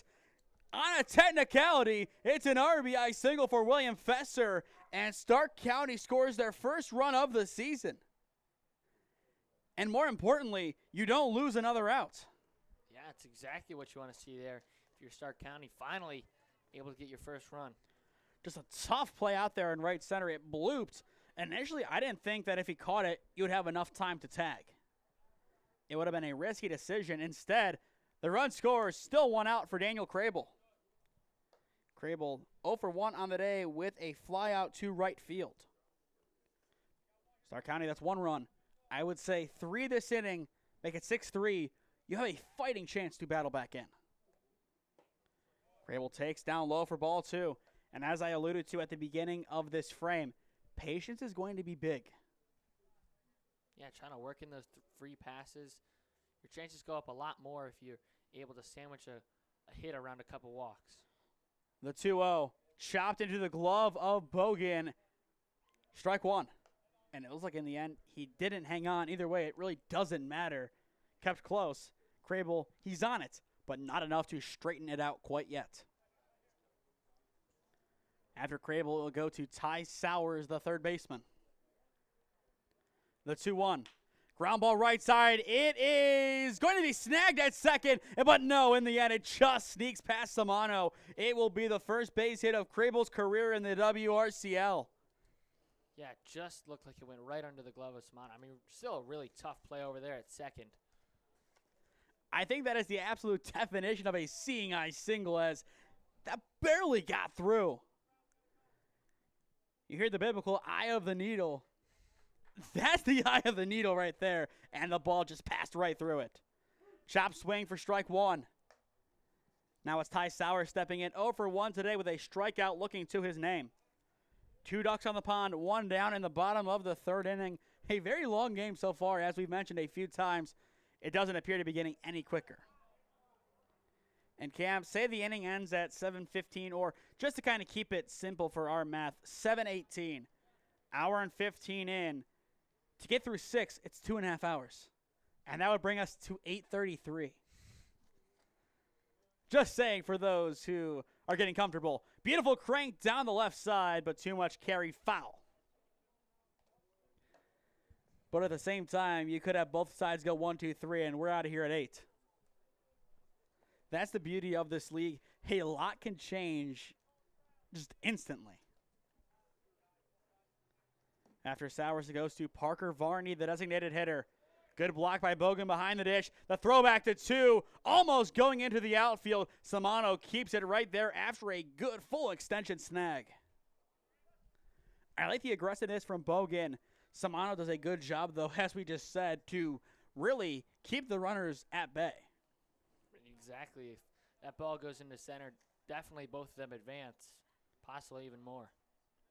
2 balls, 2 strikes. The pitch popped up, and it should not be playable, and it is not. For Premier next inning, it is Samano, Moore, and Steingast. 10, 1, and 2 set to swing. Once again, Premier plays again tomorrow at 5 at John Carroll, as they will take on Force in their opener. And then after that, looking at the rest of their forecast. They have the Lumber Company on Sunday for a designated hitter. On the 11th, they go to the Wayne Baseball Club over at Worcester College. Then they host Stark County for a doubleheader on Father's Day. You said designated hitter. Doubleheader, designated hitter, same thing. They're both DH, so I understand why. Full count either way on Sowers, and you're starting to see that this game is really going long. Payoff pitch on the corner for strike 3 looking. That's out number 2. Second time today that Sowers has gone down looking. We will watch that one back. Good spot. Yeah, just a really good spot, and really good to get the second out of the inning there if you're Premier. You needed that out right there. Varney will step in, and you see it on your screen, just in a very good spot. First pitch hits the inside corner for strike 1 looking. Varney 0 for 0 with a walk so far. The Carrollton alum looking to get some heroics gifted by the Warriors, if you will. Now 1-1. But once again, Carrollton, what a season for them. A lot of teams making it back to the regional tournament for the first time in a long time. Lakewood, another group, I believe, for the first time since the 90s, they are back in regionals. They're a team that we saw earlier on this year as well.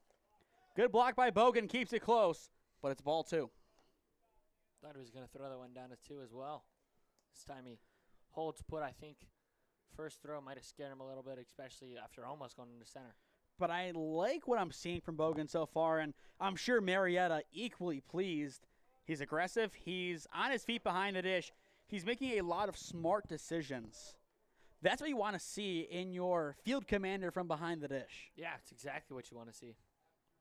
3-1 count on Varney. It is the 9-hitter Benson awaiting in the on-deck circle. A potentially prime spot, but he will have to wait as it is a full count 3-2 on Varney.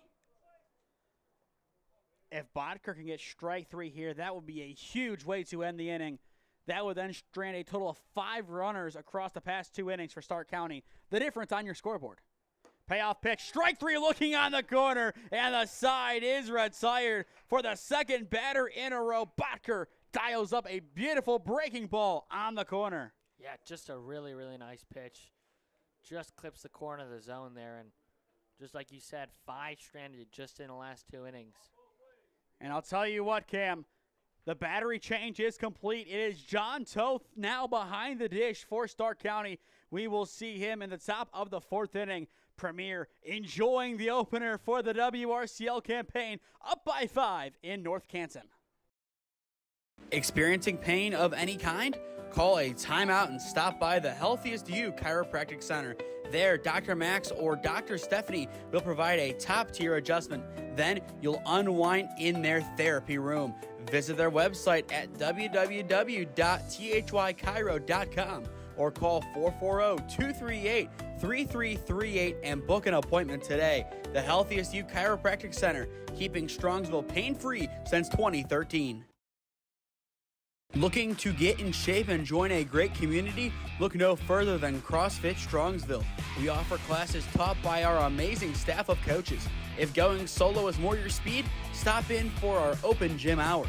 Visit our website at CrossFitStrongsville.com to learn more and view our schedule. Visit our new location at 12608 Alameda Drive in Strongsville. Strongsville CrossFit, you're worth it. You deserve to be healthier and happier. As Cam is trying to find video/audio proof of me saying designated hitter instead of doubleheader for Premier, we are back here in North Canton on the campus of Walsh University. 3 innings down, potentially 4 more to go. Cam, this is a long-awaited debut, but no. Toth, he just went out to warm up the pitcher. He was in full gear. It looked like that was the change, but Crable will stay in. Do we think that we will still see Toth? I think we still do. And that takes nothing away from Crable, as he has had a lot of good blocks today. But I think we are eager to see both sides of that catching battle, as both guys have a good chance to become the true lockdown starter. Both Yakubuchi and Grega, the catchers last year for Stark County, moving on. Grega graduating, Yakubuchi not playing for Stark County this year. It's a big spot to fill behind the dish. And usually they work in tandem. Hard ground ball, snagged at short. The throw across the diamond is not in time as the pick is bobbled. That will be an infield long single for Michael Samano. Yeah, good smash to short on that one, and then first baseman unable to come up with the pick at first. Collins did a great job to not only keep it close, but also get a challenging throw across the diamond. You see the one hop, just not enough on the pick. And once again, the leadoff man is aboard for Premier. Back to the top of the order for the third time we go. Brett Moore stepping back in. 1 for 2 on the day. First pitch misses upstairs. 4-1. But looking at this lineup for Premier, only 2 guys 2 for 2 today. That is Marquise in the 4-hole and Steingas, who is in the on-deck circle. The 1-0. Swing and a miss. Now 1-1. But Premier, they lost a lot of guys. Looking at that shortstop position last year, Jacob Clavijo, one of the best shortstops in the league. He didn't come back. Moore now takes his spot, and so far has been pretty good. The 1-1, runner goes. A good crank into right field. That is how you turn on a baseball. Moore will then put run number 7 at third. Great hit, great advancement, great all the way around for Premier. Yeah, good hit and run scenario there as Samano goes to steal second and then just advances all the way to third on the hit. Moore now 2 for 3 on the year and the game. That's exactly what you want to see. He turned on it. A lot of good opposite field contact today by Premier. If they can hit like this for the rest of the campaign, look out. They might have a regular season on par with Stark County's 21-3 2024 season. Now Steingas comes in looking to increase his, well, really good outing. There's not much you can increase. 2 for 2, 1 RBI. Pretty perfect day at the office. Yeah, but trying to get another possible 2 RBIs. Definitely looking at the bigger picture here. The pitch.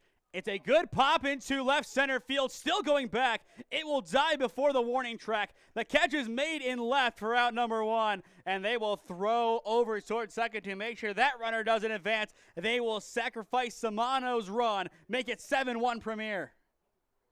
Yeah, big towering fly to left, but right at the left fielder, but just enough for a sac fly. And I agree. You sacrifice that run. You allow him to score.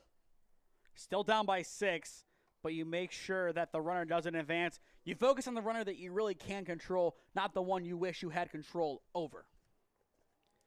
Either way, it's a productive out for Steingas as he's 2 for 3 now, but 2 RBIs.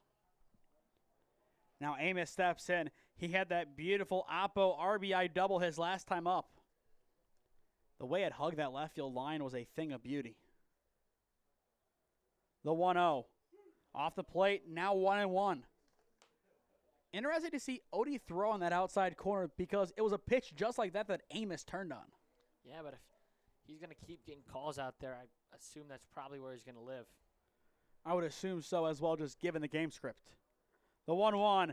It's another one down the left field line in opposite field, but it's opposite field foul. Now 1-2. He almost had another extra base hit down that line. And that one may have been even better than the first. Still, it's a 1-2 count on Amos with Quinn Marquise in the on-deck circle. He is 2 for 2 on the day. If he is retired, then that would make it where everybody has been retired, I believe, at least once. Outside of Kelliker, and that's it. So one guy, and we won't see him until next inning unless Stark County is able to get one guy on. On the 1-2, that's fouled away. The runner will try to go, but Moore in the end just shows his hand more than anything. But if you're Premier, this is exactly the start you wanted. You wanted to make a statement against Stark County, a team that you lost to 7-4 and 4-3 last year. 7 combined runs in 2 games. You have 7 right here in 3 1/3 innings. An impressive turnaround for Premier. It's pieced up the middle awkwardly. They get the out at 2 for the double play. It is not in time. The inning will continue. Just a simple fielder's choice over towards second. It's an awkward piece, but I don't hate that contact from Amos. Yeah, honestly, I really like it. I mean, just up the middle and almost able to get the double play there, but unable to. And you just saw how close they were to getting that double play secured. Just not enough on the throw. Not really the fault of Collins. It was a good hard throw across. Just sometimes to get the double play, it would take something beyond normal human measures. Runner goes, swing and a miss down low. The throw from a knee is almost there, but not in time on a good head first slide by Amos. That'll put run number 8 in scoring position. Marquise 2 for 2 on the day, sees ball 1 in. And depending on how aggressive he wants to be, not only could he be 3 for 3, but also he could get his first RBI of the season. For Stark County in the bottom of the 4th inning, it is Benson, Collins, and Broom set to hit. The pitch. Swing and a miss off the plate, evening up the count. Marquise just kind of pulled off on that one, just unable to get anything on it. And I think a lot of that came with just pulling his head off. Premier 7, Stark County 1, your score. The 1-1.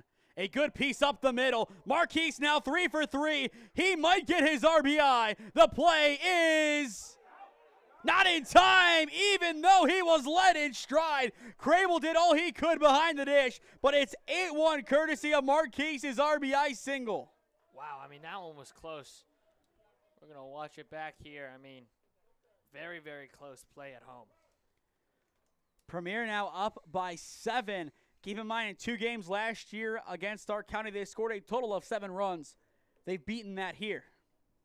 I think after watching it, I think he just beat the tag of Crable. It was a good throw to lead Daniel in stride. Without that, there was no chance. But Marquise 3 for 3. He might be the healthiest U Chiropractic Center player of the game when this one is all over. And he's already on second as well. He advances on the throw. Ramos looking for another RBI. Already an RBI double to his name in the contest. Swing and a miss. Wanting every bit of that baseball. It's strike 1. If you are the Terriers right now, you have to be focused on getting out of this inning, no more damage done, and then your focus has to turn to scoring at least 4 or 5 runs in the bottom of the frame. A lot easier said than done. Odie checks the 0-1, ground ball left side, curving foul. Count now 0-2. Stay tuned after our final commercial break when this game goes final. Then we will announce our player of the game presented by the Healthiest You Chiropractic Center. 2 strike counts on Ramos. Odie 1 strike away from getting out of the inning. And Stark County desperately needs out of the frame. The 0-2. Upstairs for ball 1. Good eye by Ramos. But right now, I think a lot of shock around this campus. Not what we expected to see by any means. Yeah, really just been dominant by Premier today. And the domination can continue with one more big swing of the bat. 1-2 the count, but before the pitch, Ramos will step out. Runner at second, 2 down, 8-1 Premier on top. Odie finally agrees with a call of Crable behind the dish. Runner goes, it's up and in. The throw from Crable, it will sail into left field, and that will make it 9-1 Premier. Marquise does a good job baiting the throw down, and home. It's easy from there. Yeah, and just extends Premier's lead. They are now 2 runs away from potentially enforcing a run rule next inning. 2-2 count now on Ramos. Didn't have to do much there, just hung in long enough to get to this point. Odie once again trying to finish the frame. Popped foul by Ramos. A good elongated at-bat by the first baseman. A lot of good offerings, just popping them away, but that still gets the job done. He sees another pitch, and that keeps him alive. 2-2 count once again. Odie fires. Chopped up the middle. It has a chance if he hustles. It takes a glide off of the mound, and Ramos is aboard with a seeing eye single up the gut. A very tricky play up the middle there. Kind of, like you said, bounced off the back of the mound. Picked up a little bit of speed and ends up in center. I have no clue how that snuck through. I mean, it just barely beats the middle infield. I mean, definitely would have been a tough play regardless, but still really even weirder how it ended up in center. Premier just creating hits and runs out of thin air. And that has been the difference. Their ability to do so has been unmatched. Now Bogan steps in again. Good crank over towards short. Collins, a nice ranging snag. The throw across the diamond is in time, and the side is retired. Finally, Collins gets his web gem and an out to add on. Yeah, just a really good play over there at short by Collins. We watch it back in the replay. Plenty of web gems in this game. The first one with an out attached to it. You see that range right under the replay wording. And the stretch at first by Fesser, even better. But not before Premier can add on a few more runs. It is all Premier, Ohio. 9-1 your score, middle of 4 in North Canton. Experiencing pain of any kind? Call a timeout and stop by the Healthiest You Chiropractic Center. There, Dr. Max or Dr. Stephanie will provide a top-tier adjustment. Then you'll unwind in their therapy room. Visit their website at www.thychiro.com or call 440-238-3338 and book an appointment today. The Healthiest You Chiropractic Center, keeping Strongsville pain-free since 2013. Looking to get in shape and join a great community? Look no further than CrossFit Strongsville. We offer classes taught by our amazing staff of coaches. If going solo is more your speed, stop in for our open gym hours. Visit our website at CrossFitStrongsville.com to learn more and view our schedule. Visit our new location at 12608 Alameda Drive in Strongsville. Strongsville CrossFit, you're worth it. You deserve to be healthier and happier.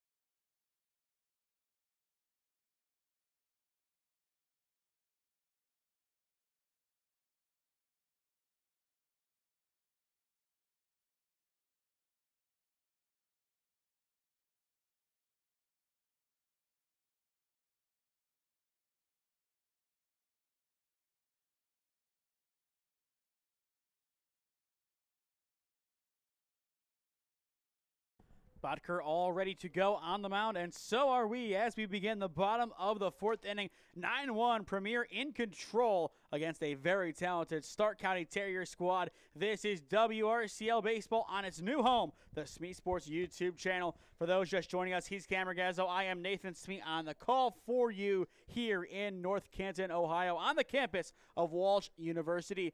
Cam, it appears that we will see some action in Premier's bullpen, potentially a closer, depending on how the top of the fifth and the bottom of the fourth innings go.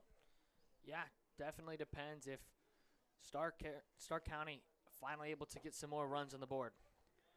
Strike one taken by Benson. Bodker so far 2 strikeouts, both looking against Sowers and Varney.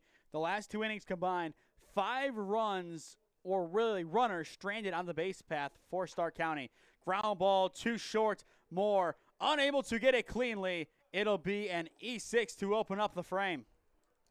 Yeah, definitely not really what we expected to see, and not what you want if you're Premier, but if you're Stark County, able to get the lead runner on, albeit on the error, but exactly what you want. And Moore appears to be a little shaken over at short.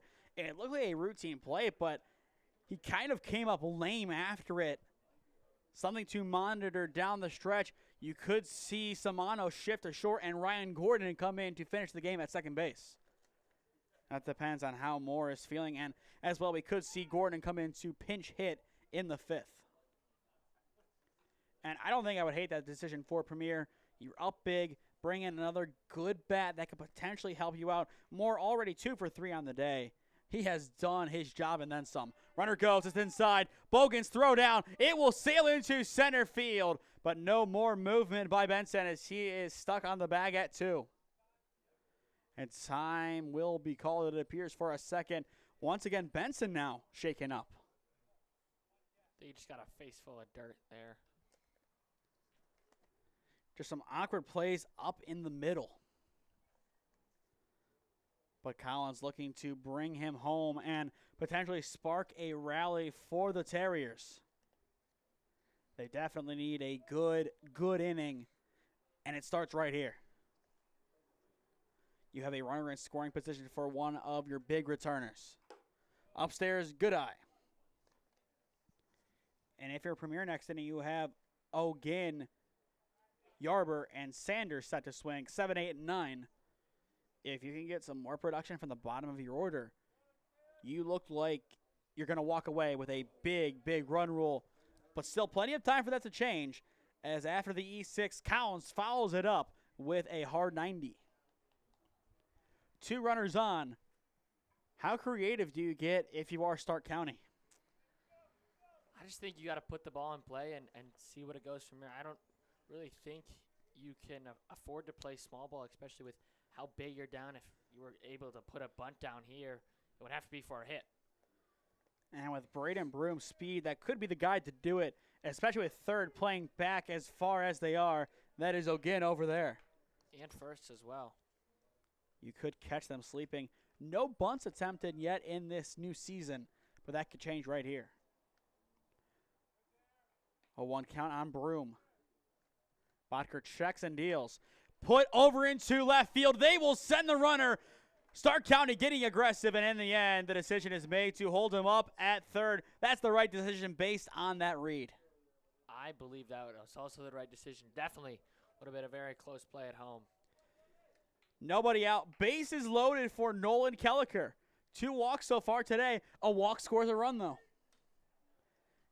And once again, if you are BW watching this game and you see Broom get that single and say Kelliker scores 2, you have to be rethinking your rotation for next year already. Obviously, small sample size, but against a good team in Premier, this is what you want to see to begin your summer campaign. Keep in mind, NABF World Series bids are on the line once again this season. You have to bring your A game from the first game all the way through that tournament at the end of July. Now ball 2.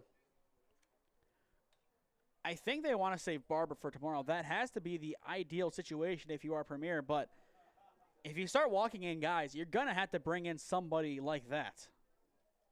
Somebody who has done it in situations like this where they can come in and get some big outs when it matters most. Hit foul down the left field line for strike 1. But I have a feeling that just the way this game is going, we're going to see 7 innings. Just how aggressive Stark County is at the plate. And I believe we will have a number in a moment here for the man in the bullpen. The 2-1, fouled away, now 2-2. And I believe it is Barber. Barber wears 24, and I believe that is 24 in the bullpen. I believe so, if I'm seeing correctly. Fence in the way, but pretty sure it's 24. And that will be a big call to make. I think it also changes if out number 1 comes here. Ground ball up the middle. This could be 2 for the price of 1. It's bobbled over to 2. Not in time. Everybody's safe, and the run will score. Once again, that is why you hustle down the line and from station to station. It's a failed fielder's choice with an RBI tacked on. Nobody out. Make it 9-2. What a big call over at second base. Yeah, I mean, really, Samano just tries to go the easy route and get the out at second to try and start the double play, but neither were recorded. Now DeZenzo steps in. Base is still loaded. Still nobody out. Pops up over the backstop for strike 1. get everybody around, including DeZenzo, 9-6. You have yourself a game. But at the same time, you get 3 outs here, no more damage done. You turn around, 3 runs for Premier, and run rule is on the table. High hanger. I don't know if that's enough to tag a runner. I think they're going to try it regardless. Almost dies in left. They will send the runner. The throw home is not in time. Just barely not in time. It's out number 1. Everybody advances, and it is a sac fly for Josh DeZenzo. That was like a half second too late. Otherwise, it was perfect. Yeah, really nice throw. Right where Bogan was standing, and then you watch back on the replay here. As he goes to turn, just misses the runner. If he was out and didn't slide, Yeah. I would not want to be him going back to that dugout. 2 in scoring position, 1 down for Fesser, the first baseman. Still a chance to bring in a few more runs if you are Stark County. First pitch is down low for ball 1. And I think if you see 2 runs score here, at least a mound visit for Bodker. If not, you pull the plug. The pitch, swing and a miss, now 1-1. It looked like a really good pitch to turn on, but in the end, a lot of drop at the end. That really just fell off the table. Exactly what Bodker wanted from that offering. 1-1 on Fesser. The pitch. Runs inside for ball 2. Bogan doing a good job working behind the dish. We asked the question earlier, do we see some changes for Premier? And right now, I don't know if that's the case, just given that this game is getting a lot closer than expected. The 1-1 upstairs. Or excuse me, that was the 2-1. Now 3-1 the count. I mean, this could be really big to load up the bases again. 1 down. We'll see what Bodker responds with. Chop left side. This should score a run. The throw 2-1 is in time for out number 2 to end the inning. The throw to 3, not in time, but make it 9-4. Yeah, just a little RBI ground out there, and the other runner advances to third on that as well. Job done, but still more to do. Down by 5. Make it 4. You have yourself a game still. 3 runs have scored this inning for Stark County. Crable, the lefty, steps in. 1 for 2 on the day. Takes ball 1 down in the dirt. Based on that initial stride, you could tell he wanted to turn on it. But in the end, does the right thing and stays put. The 1-0. Chopped foul into the backstop. For Premier, it is Ogin, Yarber, and Sanders set to swing in the top of the 5th. Premier 9, Stark County Terriers 4 your score in the bottom of the 4th inning. Fouled away again by Crable. Now 1-2. Strike 3 here would be huge for Premier. Absolutely. Keep it a 5-run game. 1 swing game that changes the dynamic a little bit more. 1 ball, 2 strikes. Bodker sets the pitch. Popped up. Has a chance to die in the infield. Called off at third, and the play is made, retiring the side. A nice, simple pop-up retrieved by the Premier defense, and that will end the 4th. Still some damage done by Stark County. As we talked about it earlier, though, in the meantime, for Premier, will we see some changes? That was Ryan Gordon at third making the play. So he might be up to bat in place of Ogin. Either way, Stark County scores 3. End of 4. 9-4 Premier on top of the defending regular season champs. Experiencing pain of any kind? Call a timeout and stop by the Healthiest You Chiropractic Center. There, Dr. Max or Dr. stephanie will provide a top-tier adjustment. Then you'll unwind in their therapy room. Visit their website at www.thychiro.com or call 440-238-3338 and book an appointment today. The Healthiest You Chiropractic Center, keeping Strongsville pain-free since 2013. Looking to get in shape and join a great community? Look no further than CrossFit Strongsville. We offer classes taught by our amazing staff of coaches. If going solo is more your speed, stop in for our open gym hours. Visit our website at CrossFitStrongsville.com to learn more and view our schedule. Visit our new location at 12608 Alameda Drive in Strongsville. Strongsville CrossFit, you're worth it. You deserve to be healthier and happier. We've talked about it all game. One of the biggest headlines entering this WRCL season, the catching battle between Daniel Crable and John Toth. It's Toth's turn behind the dish for Stark County. Cam, we saw Crable for 4 innings. Your takeaway? Yeah, definitely good day for him. I mean, couple of little miscues here and there, especially that one where he, on the throw down to third, threw it into left field and created a run to score. But, I mean, not a bad first day, but chance now for Toth to come in and get some reps. It is Ryan Gordon stepping in for Ogun. He was at third base last inning for Premier's defense, and he will have a base hit on the first pitch he sees in his WRCL career. That's one heck of a way to get it started. We will watch that one back. Just a good bit of hitting to that left side. Splits third and short very convincingly. It's a good barrel, and that's exactly what Premier wanted. Their leadoff man aboard. And it looks like we might see a few more changes as this game progresses. It is now Yarber in, and on the second pitch of the inning, he singles to right field. Gordon, he will take the turn. He is going to 3, and he will slide on in. Put runners at the corners, nobody out for Premier. Our offense is picked up right where it left off. I mean, for scoring all those runs last inning, and you saw the Terriers come out and score a couple. They're trying to get right back on it. Now it's another change. It is Nathan Hinkle, the freshman this upcoming year at Bryant and Stratton, stepping in.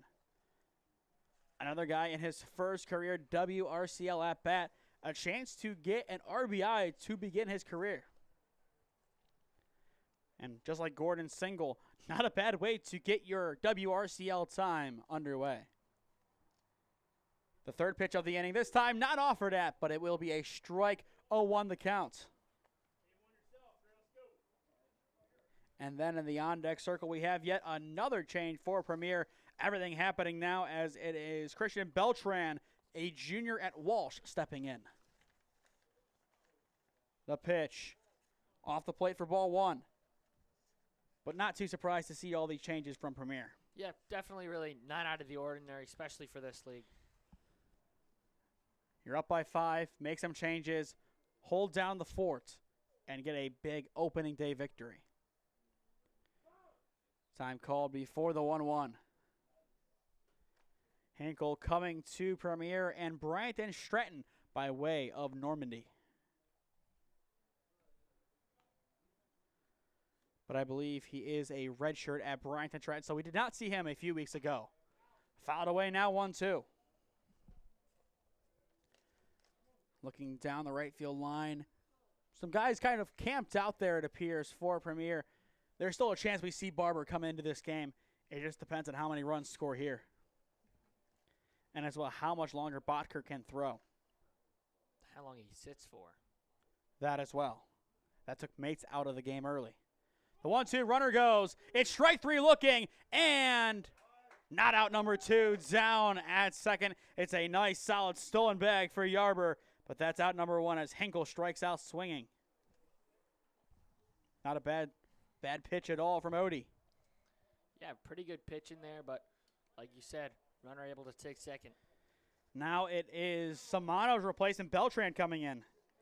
Beltran did not play at all this year as a sophomore for Walsh. He comes to the Cavaliers by way of Keystone High School. Now they're going to bring the whole infield in here.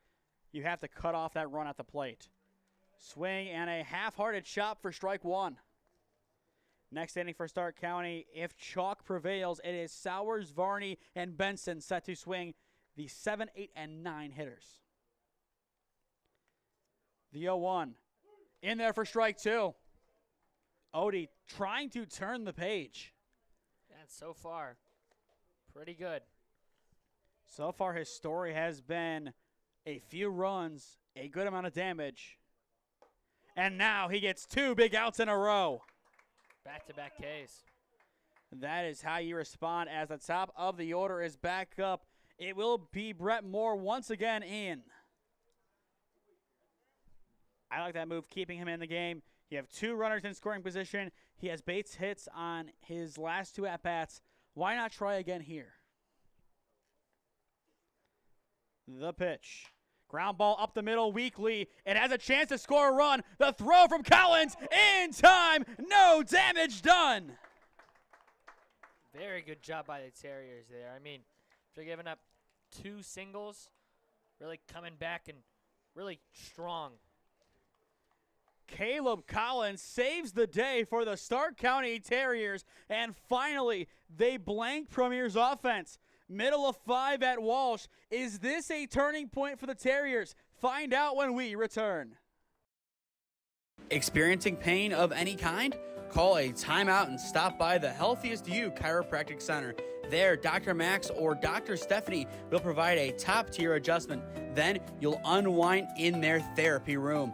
Visit their website at www.thychiro.com or call 440-238-3338 and book an appointment today. The Healthiest You Chiropractic Center, keeping Strongsville pain-free since 2013. Looking to get in shape and join a great community? Look no further than CrossFit Strongsville. We offer classes taught by our amazing staff of coaches. If going solo is more your speed, stop in for our open gym hours. Visit our website at CrossFitStrongsville.com to learn more and view our schedule. Visit our new location at 12608 Alameda Drive in Strongsville. Strongsville CrossFit, you're worth it. You deserve to be healthier and happier.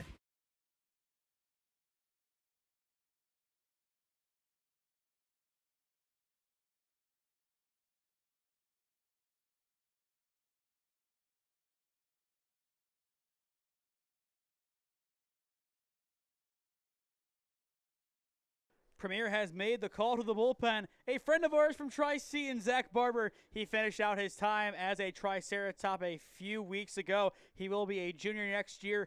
Where will he be playing? It's anybody's guess. But in 12 appearances this year, 1-0 for the Triceratops, 19 innings pitched, 2.37 ERA.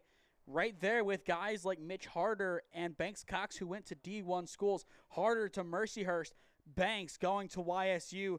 Then on top of that, 15 hits allowed, 8 runs, 5 of which were earned, 13 walks, 24 strikeouts, and if you expand that strikeout ratio to a full game, 11.4 per game. And on top of that, a 217 opponent average on a 44-8 legendary Tri-C team.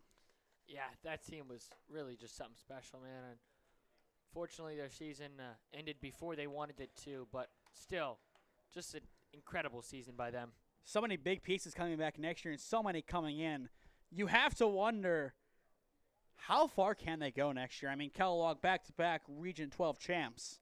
They're going to be a tough out no matter who the number 1 seed is. We'll see who it is. Maybe it's Tri-C next year. But we will save that talk for potentially the fall if we see them at all. If not, in the very cold stages of March. And I'm sure, Cam, that Broom game, which it snowed the day before, but we played baseball the next day, that was an interesting way to begin our time covering Tri-C. It was definitely a chilly one. It looks like we do have a new hitter in for Stark County. That is Gavin Marceric, a sophomore at Tiffin. So this will be his first at-bat of the season. Fouled away, now 1-1.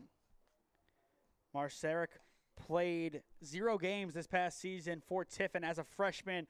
He came to Tiffin via Massillon. 1-1 the count. Barber looking for a good start to his time at Premier. He sets and deals. Swing and a miss on one outside in the other batter's box. Now 1-2. And that's the beauty of Zach Barber. He can play with your mind with pitches just like that. Can Barber keep it going? 1 ball, 2 strikes the count. Checks a few off from Bogan. Agrees. The 1-2. Inside and hits him. It's a hard 90 for Marceric. That's not what Barber wanted there. Just ran way too far inside, and the leadoff man is aboard for the Terriers. Varney will stay in. He steps in. Over 1 today, a strikeout looking and a walk to his name thus far. But right now, if you are the Terriers, you have to be feeling pretty good about your chances. Albeit you're down by 5, you still have a good chance to come back. Yeah, definitely not out of it yet. I mean, offense really got up to it last inning and need to keep it going here. First pitch to the new batter, Varney, is a strike. 0-1 the count. Just like so many guys at Tri-C, Barber very good about getting first pitch strikes. And we'll get to see one of his teammates, Keegan Gilbride, once we see the Lumber Company. Swing and a miss, now 0-2. 2 blown right past the Carrollton alum. To get an out in 3 pitches would be huge right here for Premier's defense. 2 strikes. The pitch. In there for strike 3 looking. That's out number 1. Second time today, Varney has been retired looking. Yeah, just a really good pitch. Just hits the outside corner exactly where he went to throw it and sends him down looking. Now it is Kyle Benson, the left fielder, stepping in. He singled and reached on an error. And actually, it's going to be a substitution. Sempston, a junior at Findlay, coming in. He played his high school ball maybe 5 minutes down the road in Plains Township at Glen Oak. Ground ball shot foul over towards Premier's dugout. 0-1 the counts. Yet another, at least on paper, first pitch strike. Don't know where that ball would have hit if it would not have been offered at, but that's not our spot to speculate. The lefty versus righty match with the lefty in the box, the righty on the hill. Barber sets the 0-1. Inside, just sneaking past Bogan, but close enough. No damage done on the base path. 1-1 the count. But this game definitely going a lot longer than anybody expected. We are about 2 hours in. A very long day at the office in North Canton. The 1-1. Hardly hit foul down the left field line. Now 1-2. Overall, Stark County 8 outs to work with. 1 run this inning is a must. Absolutely. Not impossible if they don't get it done, but that would make their job a lot more difficult than they would really prefer. The pitch. Out now for ball 2. Count even. After 7th, we go back to the top with Collins, assuming he stays in. I believe that is still him over there. And I feel like he has been so good today, it would be hard to take him out. The 2-2, a good pop into left center field. This should fall, and it will in no man's land. That will put 2 on with 1 down for Collins. We will watch that one back. It just kind of perfectly fell in there. Yeah, just placed really well, and like you said, fell in no man's land and advances both runners. Just a nice little loop, and sometimes all it takes is a pop like that, as you see, just kind of dies, and now Collins a chance to do some damage. And it looks like the top of the order will stay the same. But Collins, a big job to do, and he will offer, missing at that one. 0-1 the count. A very challenging pitch to begin from Barber.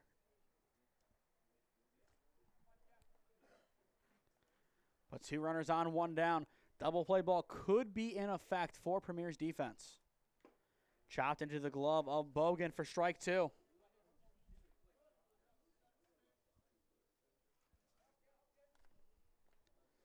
But if you are Stark County, get Collins on, load up the bases, and go from there.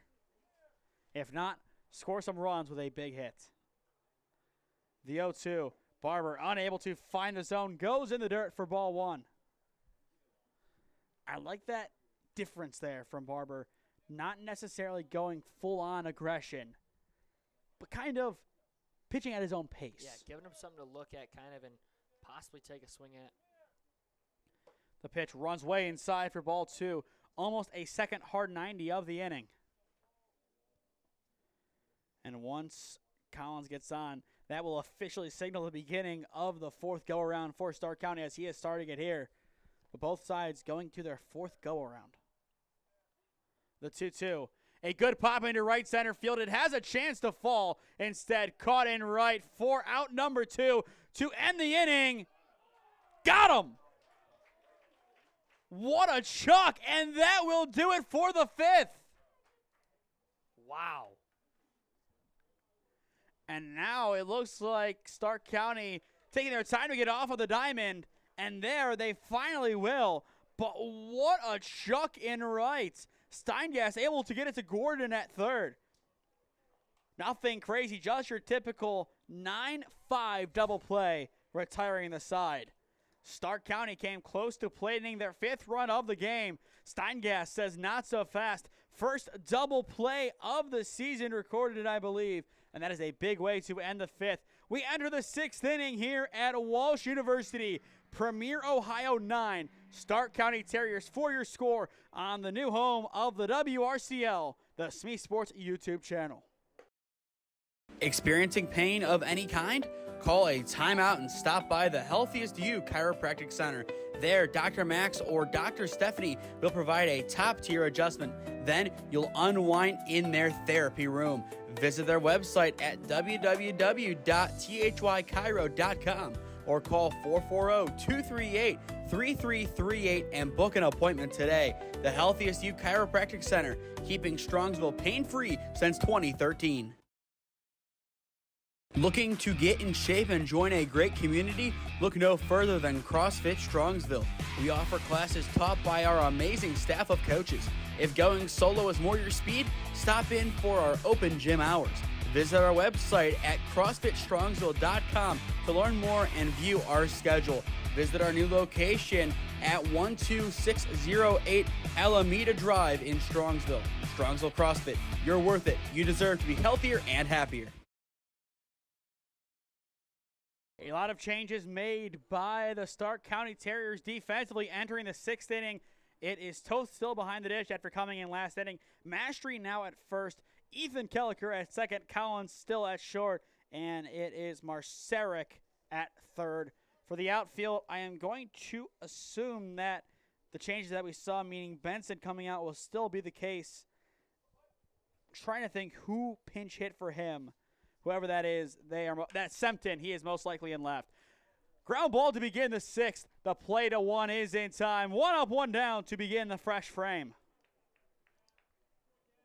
Just a good throw across the diamond by Marceric. And I think both sides are anticipating a kind of quick finish to this game now. Be fine with me. As we are now pretty much at the 2-hour mark. It is officially 8:01, so a minute away from our 6:03 start time. Ball 1 taken by Amos in the outside corner. So far today, Jack has a big RBI double to his name that was beautifully hit down the left field line. Fouled out of play, just sneaking past the Terriers dugout. 1-1 the count. And I think next inning, if there is any other changes that we see, it's going to just simply be Stark County throwing the kitchen sink at Premier's defense. The 1-1, just a bit inside. Amos somehow doesn't get clipped. It's 2-1. And then due up, I believe Kelliker will be due up first for the Terriers. He was on deck, and then obviously is in at second base this inning. It'll be Ethan, then Nolan Kelliker, followed by Josh DeZenzo. If it stays after that. Even count now on Amos. He has already struck out once today looking. The pitch. Ground ball right side. Foul. As well on the mound for Stark County, it is number 42, Luke Jansen, the sophomore from Walsh. Jansen pitched 5.1 innings this year, allowing 10 hits, 8 runs, 7 of which were earned, 4 walks, and 3 strikeouts, posting an 11.81 ERA. Here comes the 2-2 pitch. Ground ball right side of the infield. Ethan Kelliker has it. The throw to 1 is in time for out number 2. Good first put out of the game for the other Kelliker. 2 down now. It is going to go to Marquise. 3 for 3 on the day, a chance to make it 4 for 4.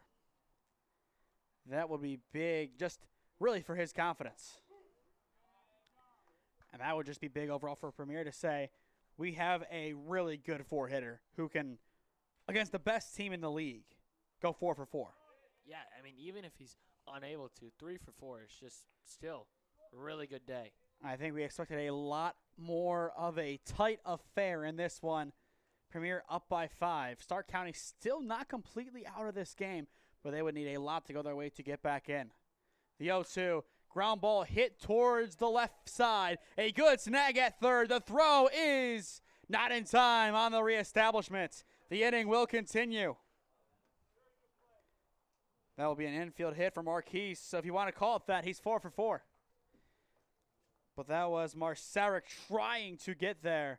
He did a good job to keep it in the infield first off. The throw just not enough to have the snag. Nonetheless, a good effort from Mastery over at first. With 2 down now, it is Ramos stepping back in. He could easily do damage with one swing of the bat here. Instead, ball 1 taken off the plate. For those just tuning in, Crable, he and Toth, a big catching battle to watch this season. Crable started and played the first 4 innings. Toth is in his 2nd inning of work right now. Both have been good. A couple of opportunities to shine, but for the most part, the story has been the offense of Premier, which has really kind of put the catching battle on the back burner. The 1-0. It's a good crank deep to center field. Kelliker underneath it has it, and the side is retired. After a 2-out infield single, Stark County's defense able to hunker down to retire Ramos and the side alike. Middle of 6. Premier still up 9-4. The Terriers 6 outs to play with, 3 of which will come when we return. Experiencing pain of any kind? Call a timeout and stop by the Healthiest You Chiropractic Center. There, Dr. Max or Dr. Stephanie will provide a top-tier adjustment. Then you'll unwind in their therapy room. Visit their website at www.thychiro.com or call 440-238-3338 and book an appointment today. The Healthiest You Chiropractic Center, keeping Strongsville pain-free since 2013. Looking to get in shape and join a great community? Look no further than CrossFit Strongsville. We offer classes taught by our amazing staff of coaches. If going solo is more your speed, stop in for our open gym hours. Visit our website at CrossFitStrongsville.com to learn more and view our schedule. Visit our new location at 12608 Alameda Drive in Strongsville. Strongsville CrossFit, you're worth it. You deserve to be healthier and happier.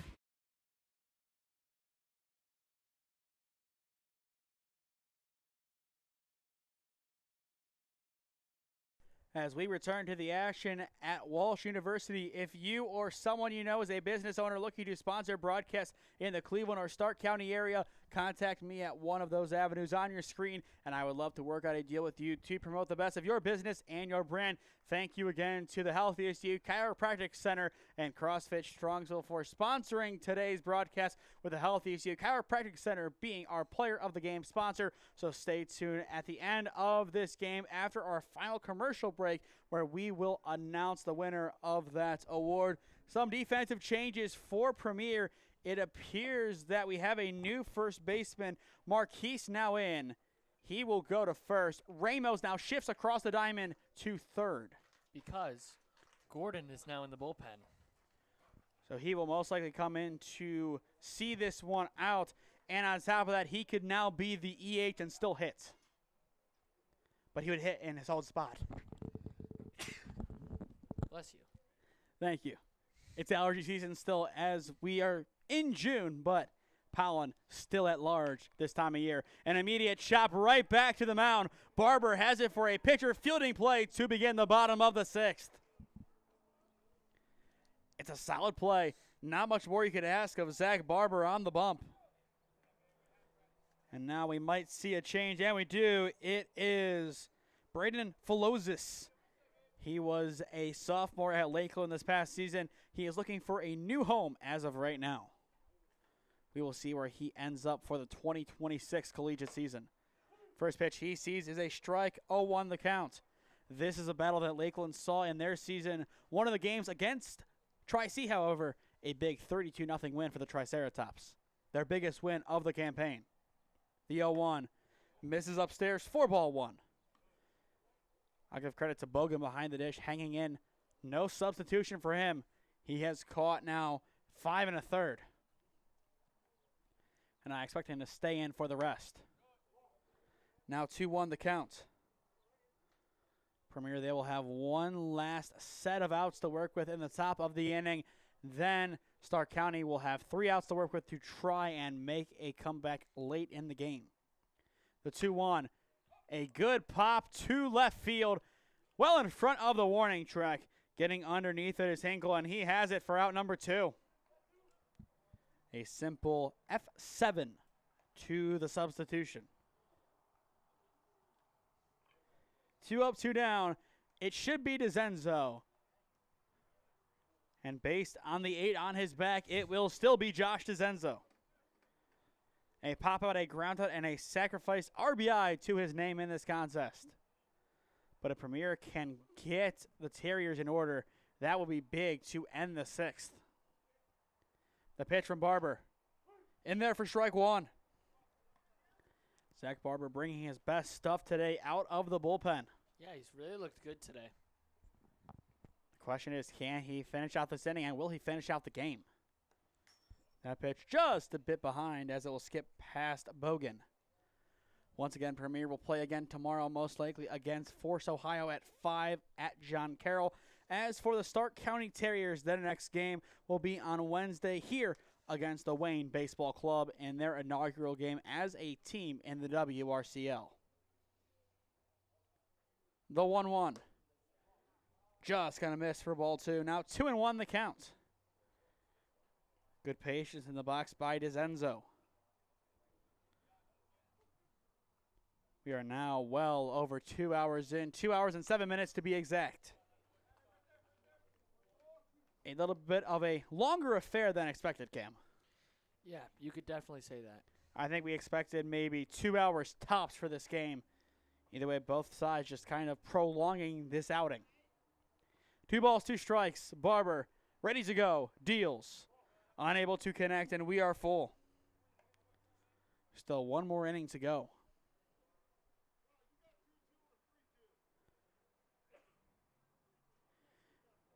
And now it appears that there is a discrepancy between the umpires as to the count. We have 3-2.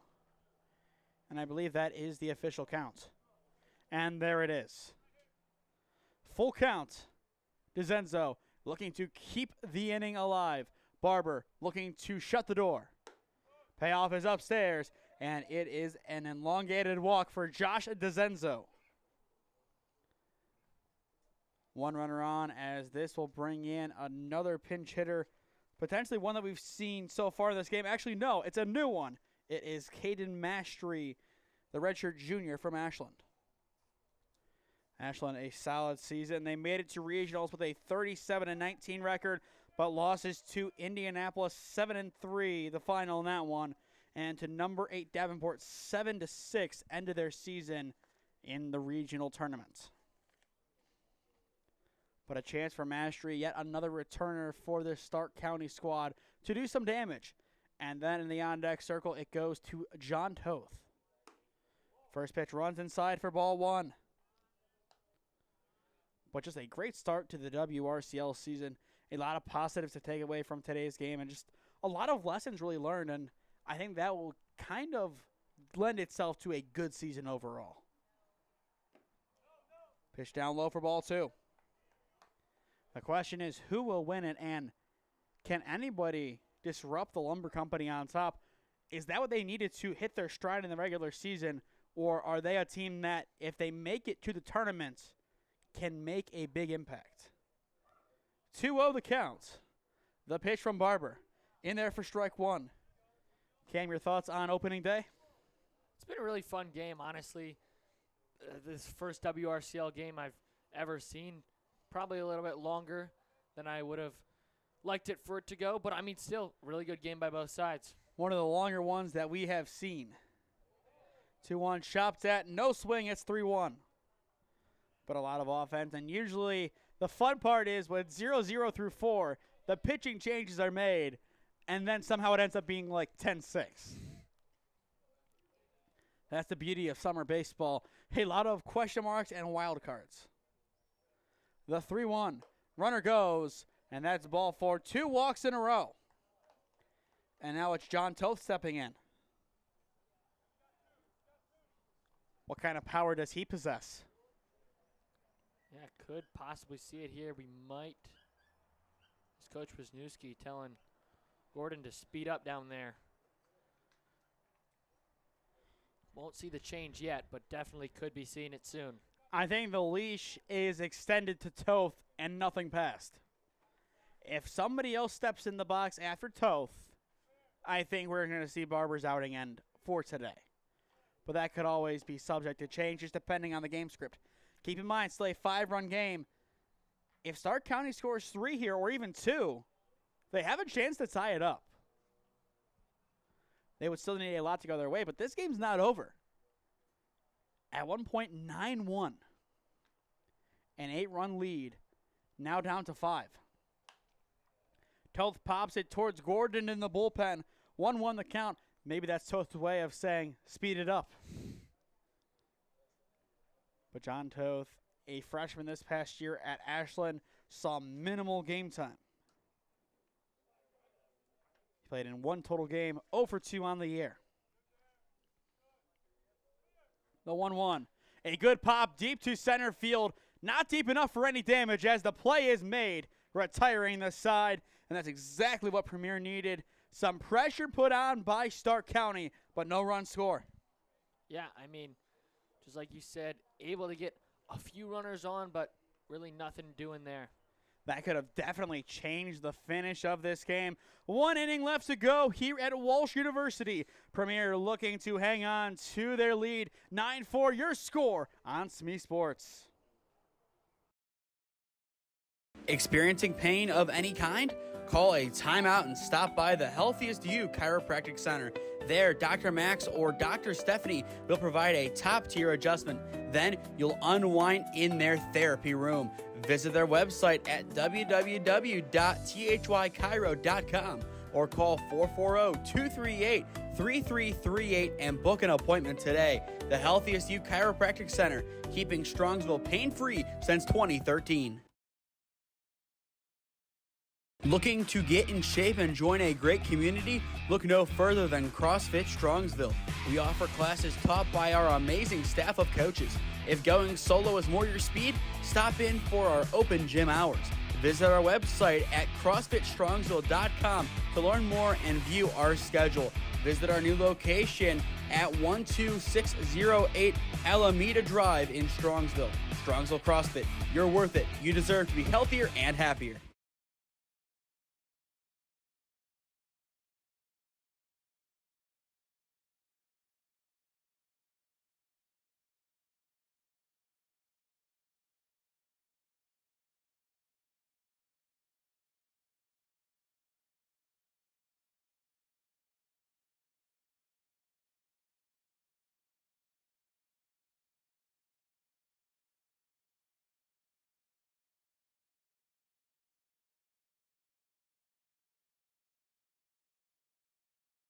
Toth throws down, signaling the beginning of the final inning of the WRCL opener. Premier 9, Stark County Terriers 4 your score. Cam, 6 outs, 3 for each left to go, barring any craziness. I was going to say at least the final scheduled inning.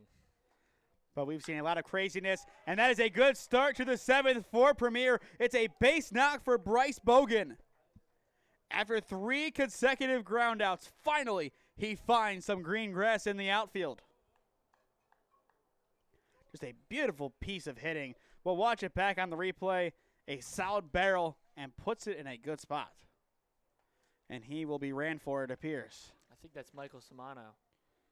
That is Samano running in his place. Kind of cool to see that. Well, obviously they're still on the same team, but both went to the same elementary school and the same middle school. It's the same school all around, but then also both going to Brunswick. high school. Not to spoil the Blue Devils party, but now it's time for a Mustang to step into the batter's box. And Ryan Gordon, 1 for 1 in this game. That was a nice bit of hitting. He will try to replicate it here. But first, a good throw back to Wood, and that's the out. Wow, what a chuck. Very nice. Jansen, a great pickoff move. That is the first pickoff of the WRCL season. Now bases cleared, 1 out. Gordon flies it to right field, and that's out number 2. On paper, 2 up, 2 down. That's what I was going to say. Very unorthodox 2 outs there, but still 2 outs nonetheless. Now it's Michael Yarber stepping back in. A stolen bag and a base hit in his last plate appearance. Assuming he ends the inning, it's Stark County's turn. And depending on what happens, that could end the game, or they could have one heck of a famous comeback. Or we could go to extras. A lot can still happen in a game like this. The 0-1 from Jansen. In there now, 0-2. I mean, Stark County is flying through this inning. Leadoff single, we get the pick off, then the fly out. Not the strikeout quite yet as it misses off the plate for ball 1. But definitely close to it. Yarber looking to hang in and find a good spot to put the ball. Swing and a miss. Jansen has other plans, and the side is retired. Beautiful delivery from Jansen. A great inning all the way around defensively for Stark County. You had that early scare with the leadoff single from Bogan. Then Samano in his place gets picked off, and the rest just falls into place perfectly. Yeah, I mean, just a very good inning there for Stark County, but it's not over yet. They still need, I think 5 to tie and 6 to win it. Last ups for the regular season champs of 2024. Premier 9, Stark County Terriers, for your score on the SmeeSports YouTube channel. Experiencing pain of any kind? Call a timeout and stop by the Healthiest You Chiropractic Center. There, Dr. Max or Dr. Stephanie will provide a top-tier adjustment. Then you'll unwind in their therapy room. Visit their website at www.thychiro.com or call 440-238-3338 and book an appointment today. The Healthiest You Chiropractic Center, keeping Strongsville pain-free since 2013. Looking to get in shape and join a great community? Look no further than CrossFit Strongsville.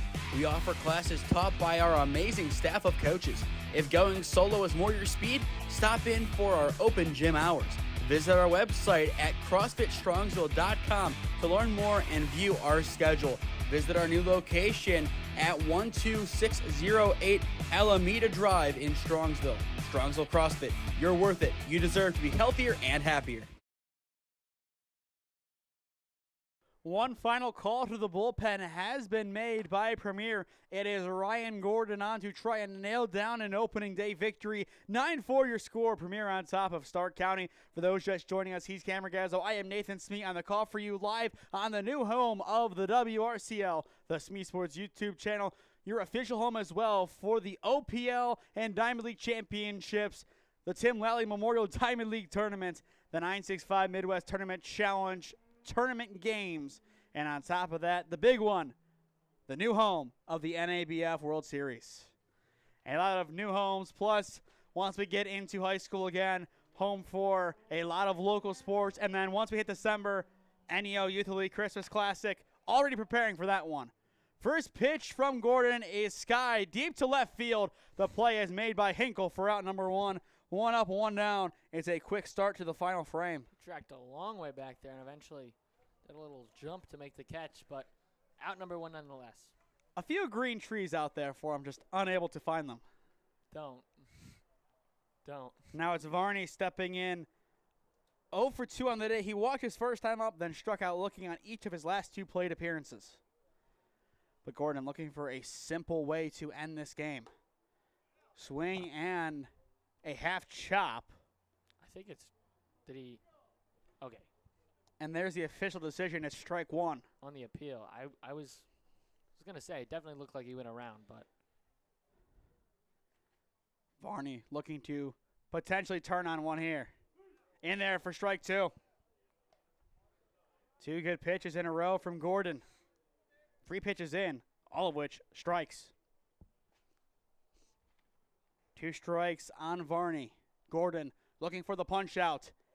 Gets it looking for the 3rd time today. Parker is retired, bat on shoulders, and that will sound the final countdown for Premier.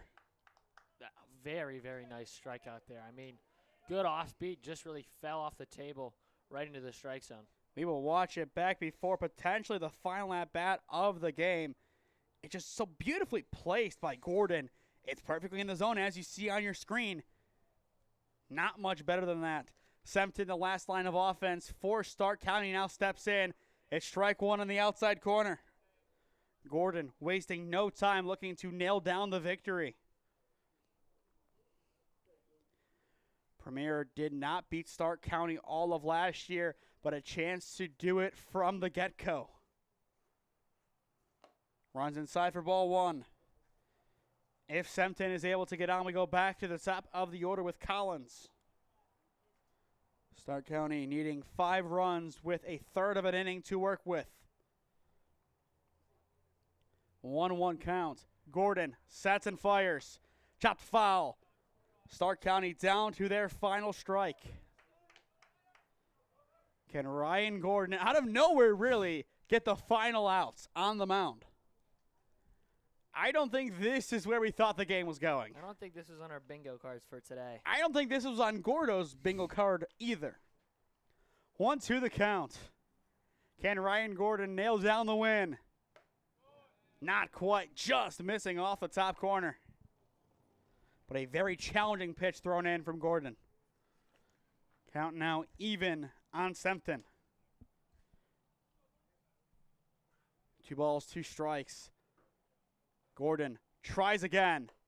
Misses upstairs, and we are full. Once again, Collins awaits in the on-deck circle. A walk would help, but maybe just a little bit too late. 3 balls, 2 strikes. Gordon tries to end it again. Unable to do so. It is an elongated at-bat resulting in a big walk for Stark County. That keeps them alive, at least for the time being. Now it's time for their 5th go-around. Collins so far a flyout, a walk, a hard 90, and a 9-5 double play. Yes, right field to third base.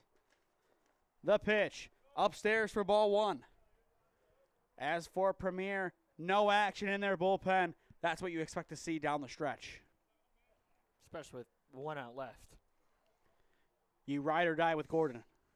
The 1-0 in there for strike 1. Once again, Ryan Gordon, I believe pitcher number 4 today for Premier. Started with Mates, followed by Botker, Barber, and Gordon. The 1-1. Off the plate for ball 2. Definitely a close spot, just unable to bring it in. After Collins, it goes to Ethan Kelliker. The pitch hits him. It's a hard 90 in the head. Second hard 90 of the game for Collins. And that is why ice is, well, a thing. And as mentioned, it's Kelliker, the sophomore at BW, stepping in. He came to Berea by way of Dover. No games played this past season. Yeah, didn't get to talk about him his first at bat. I mean, first pitch, I think he flew out to right field or somewhere. He was out immediately, but he was actually in my math class semester number 1. So we're pretty good friends. I think we might have to check that later on. The pitch off the plate for ball 1. Okay. He said what's up to me before the game.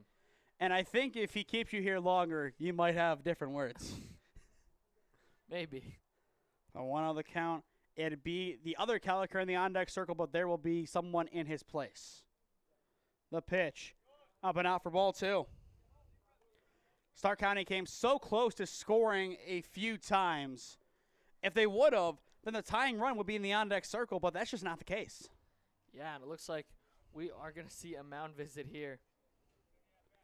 And you have to settle down Gordon. And if you are Premier, you cannot allow the game to slip like this.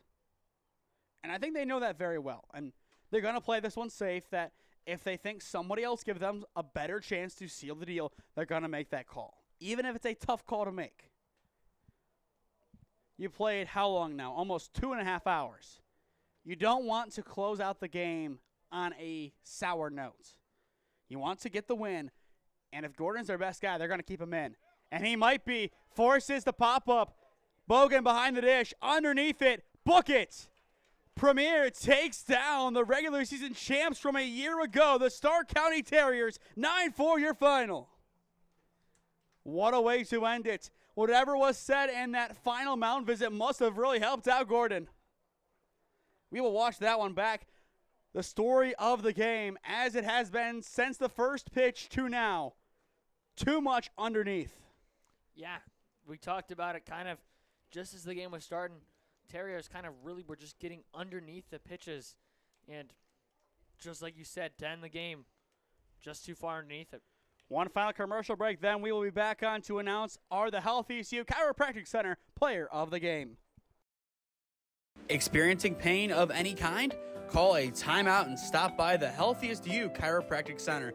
There, Dr. Max or Dr. Stephanie will provide a top-tier adjustment. Then you'll unwind in their therapy room.